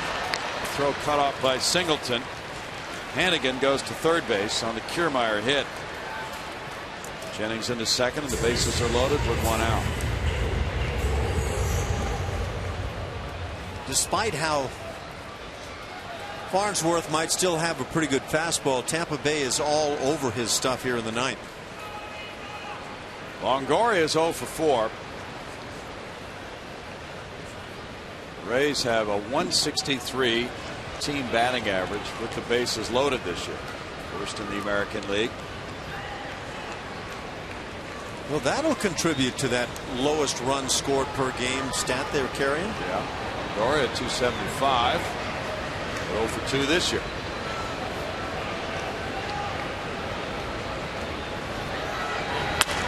Line drive, will drive in a couple. Jennings was watching the ball, and his coach was windmilling him home, but he scores anyway, and it's 6-1 on the 2-run single by Longoria. Longo now has driven in 29 this year. This is not a first pitch fastball. He gets a slider, pretty tough location down and away, and still handles it.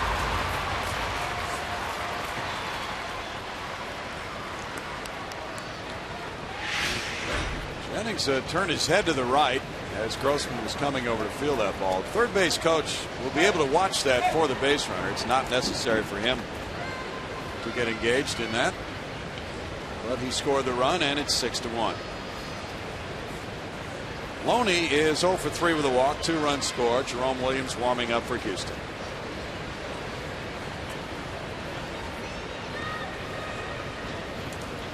Sometimes they just want to see what's going on out there in the outfield. You got to be able to see. Well, one of my favorites is when a guy is going first to third and the hits to right field is behind him, and he's turning around as he nears second to look behind him and see what's going on back there. And as long as anybody has played the game, you're always told pick up your third base coach when possible. Some guys kind of minimize that a bit. They will say, especially on the ball to center and the ball to left, go ahead and pick up the ball yourself. You can get the read you need, but it's with the right fielder that pretty much a must. You look at the third base coach. The Astros want their first baseman, Singleton, to play behind the runner.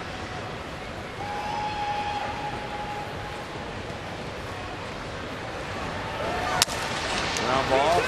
Farnsworth bobbles, throws, and gets the out at second, and then, wow, what a job by VR to take that throw under pressure from the runner Longoria and make it a 1-6-3 double play on Loney.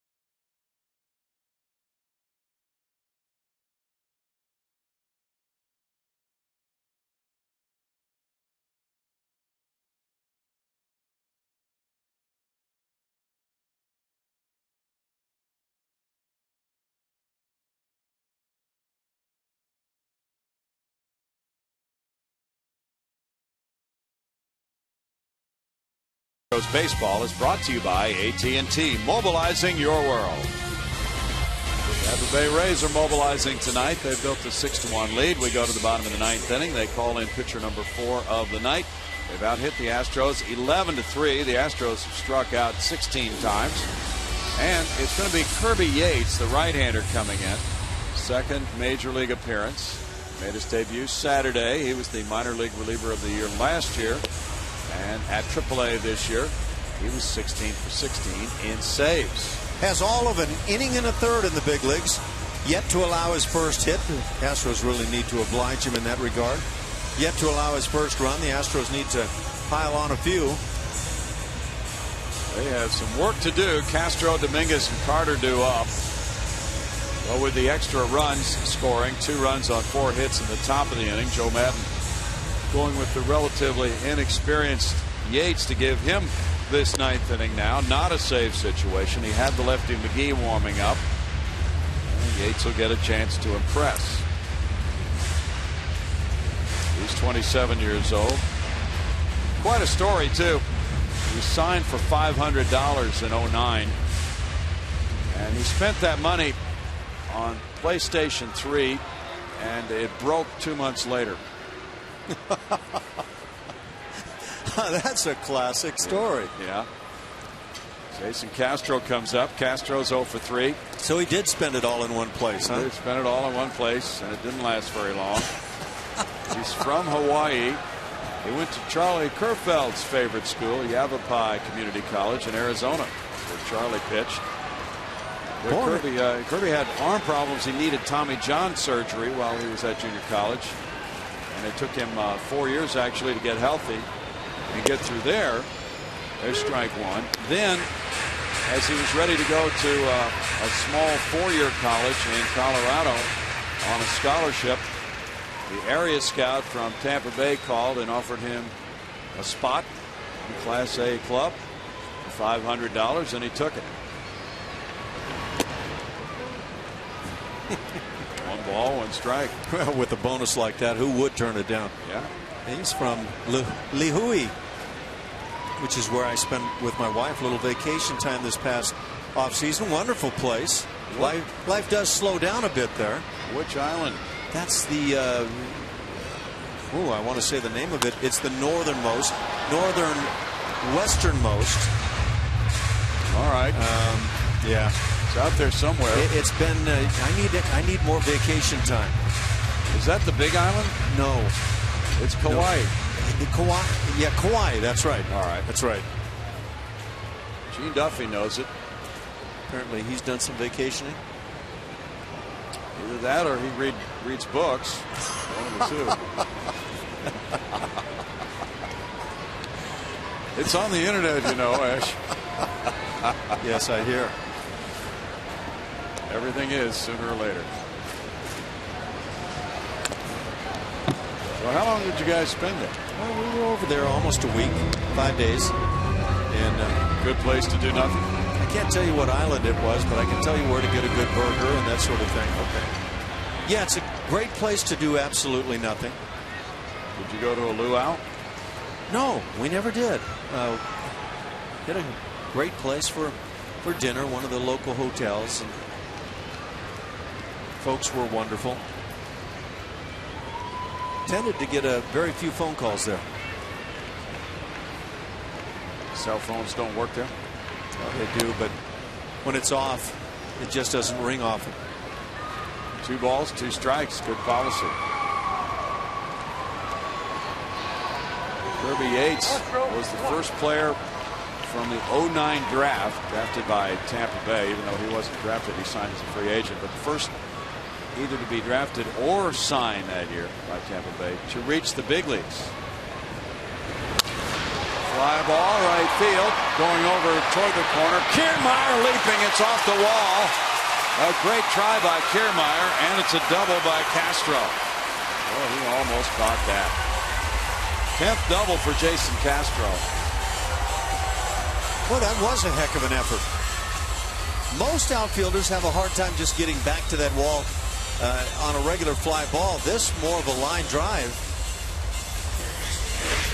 See how close he comes to making this catch on the slider down and in, drilled by Castro. That'll go a long way as he hits the inside pitch. And now let's look. Doesn't look like he got leather on it. I mean, he whiffed on it, actually. Had a shot. He overflew it. Yeah, the landing strip was actually just a little short of that mark. And Dominguez is 1 for 2 with a walk. There's strike 1. It looked good, though. It did. It looked, especially in full speed, that was quite stellar. Sometimes we need replay to find out what actually happened out there. That was one of those times. No balls, 2 strikes to Matt. Chris Carter on deck. Peralta had a 1-2-3-8, working quickly, and he struck out the side.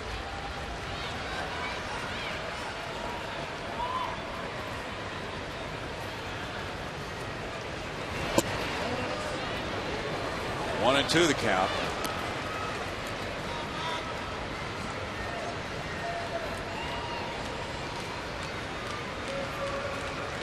US Open could be around, huh? Looks like it. Martin Keimer has had it his way in the first couple of rounds. Phil Mickelson is not. Line drive left. Caught by Joyce. 1 out. Oh, that ball was raked. Good swings by Castro and Dominguez here in the 9th inning.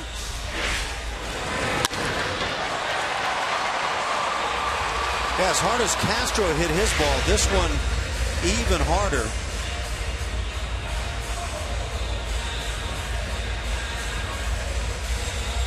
Now Chris Carter. Carter's 1 for 3 in the 7th inning. He sent the center fielder Jennings up on Towles Hill for a catch. 4 hits for the Astros. Strike to Carter. This club has really been putting some innings together, averaging 4.9 runs per game in the last 19 games. Tonight, Mr. Cobb closed the door. It's 1-1.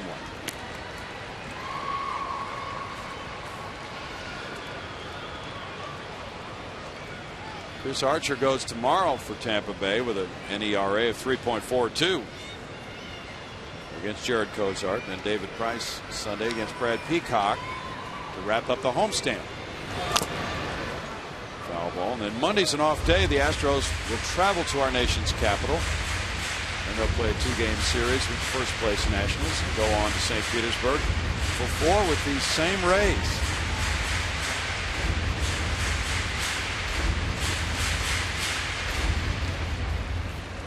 Friday the 13th, Ash.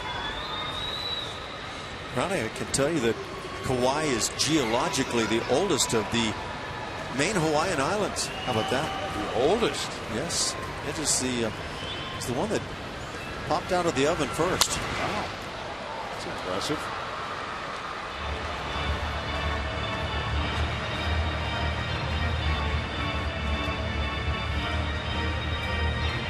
Which is the least populated, do you know? It could be Kauai. You know, all these sorts of things were in the book that I briefly scanned. Yeah. Upstairs, 2-2. Populated by 2 fewer when you and Catherine left. So yes. Would you go back someday? It was wonderful, and I guess that means yes, given the opportunity.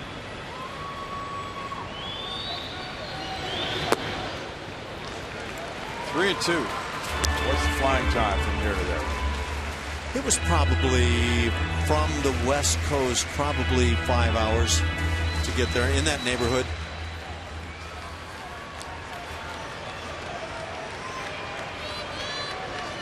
See any sharks out there? No, but it was a beautiful sunrise and sunset. Okay. Kauai is the least populated of the Hawaiian Islands. Man, you are a wealth of information tonight. I just had to stop and think about it. That's way up in the air. Longoria wants it. 2 down. We promised it earlier in tonight's game. It's Miller time, brought to you by Miller Lite. It's the long home run from Mr. John Singleton to left field. Yeah, he goes oppo. So we're starting to see John utilize a little more of the field and some of what is beyond the field of play. Nice to see, because I think as the cleanup man, he's going to fit in very nicely for a long time for this club. Robbie Grossman's 0 for 2 with a walk. All 1 to Robbie. Where was your vacation paradise this past offseason? Minnesota. That's surrounded by lakes, right? Yeah, and it's snowy at Christmas time.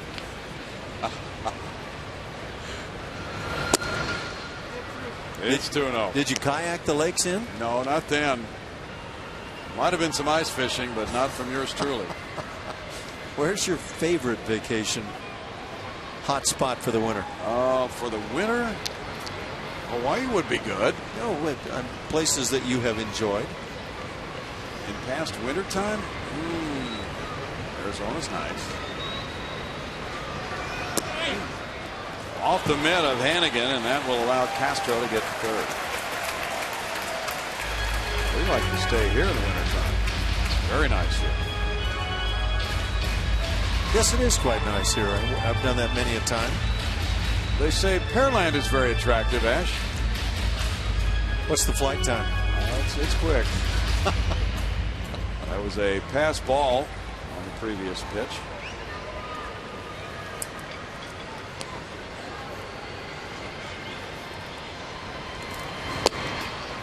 In for a strike for him. Gene Duffy recommends South Africa. Just south of Pearland, right? I hear it's wonderful there. Well, Bykowski's in Brazil right now. Taking in the soccer? Yep. Bouncer goes foul, and it's 3-2. A lot of people are really into the World Cup, I guess. This is a big soccer town. Is that the world's national pastime? I guess that sentence in and of itself doesn't make any sense. It's a worldwide sport. Grossman takes a walk, his second of the night, to keep it rolling for Marlon Gonzalez now. Joe Madden is out, and Jake McGee's been warming up. He was at it earlier. Now a 5-run lead, but 2 men on, so that's about all the rope he's going to allow Kirby Yates. Kirby got 2 outs for him. That's all for him tonight. Hard-throwing Jake McGee will be headed toward the mound. We'll be right back with the score 6-1 Rays.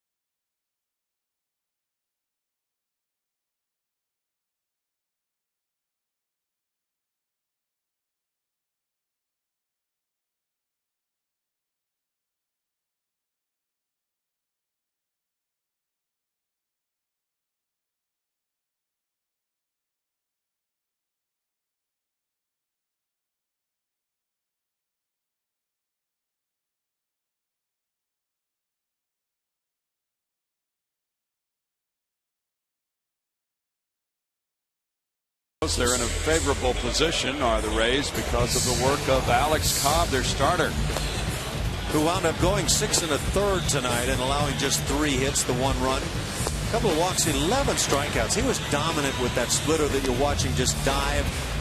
There's some well-spotted fastballs, but that splitter was really the pitch of the evening for Alex Cobb.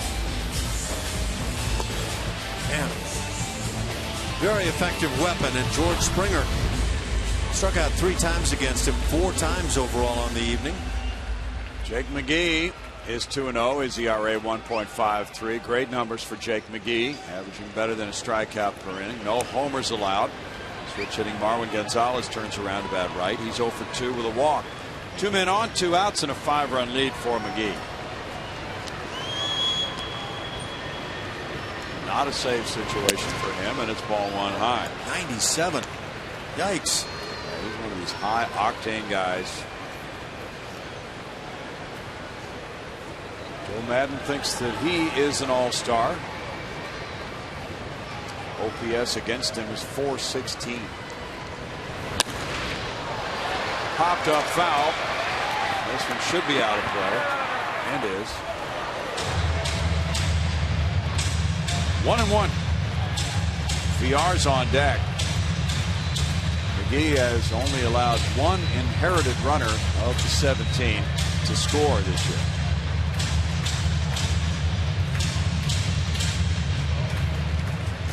He was used for the first time in his career for 4 straight days. It was about 3 weeks ago. And he retired all 10 batters he faced in those 4 straight games on just 34 pitches. He averages 96.4 on his fastball. 1-2. That's the highest among left-handed relievers this year. Billy Wagner type stuff, actually. You got that from that slide rule you got out there? Yeah. That's pretty cool. Those things actually work. Jake McGee, 27 years old, from Sparks, Nevada. Actually lived there parts of a couple of summers. What's that close to? Reno. Yeah. Reno used to be in the California League, A-ball. And I believe Reno is now part of the PCL, is it not? It is, yeah. It is the Arizona Diamondbacks AAA club. McGee, a 5th-round pick in 04. Worked his way up the chain. He's been with the big league club since 2010. Had Tommy John surgery in 08.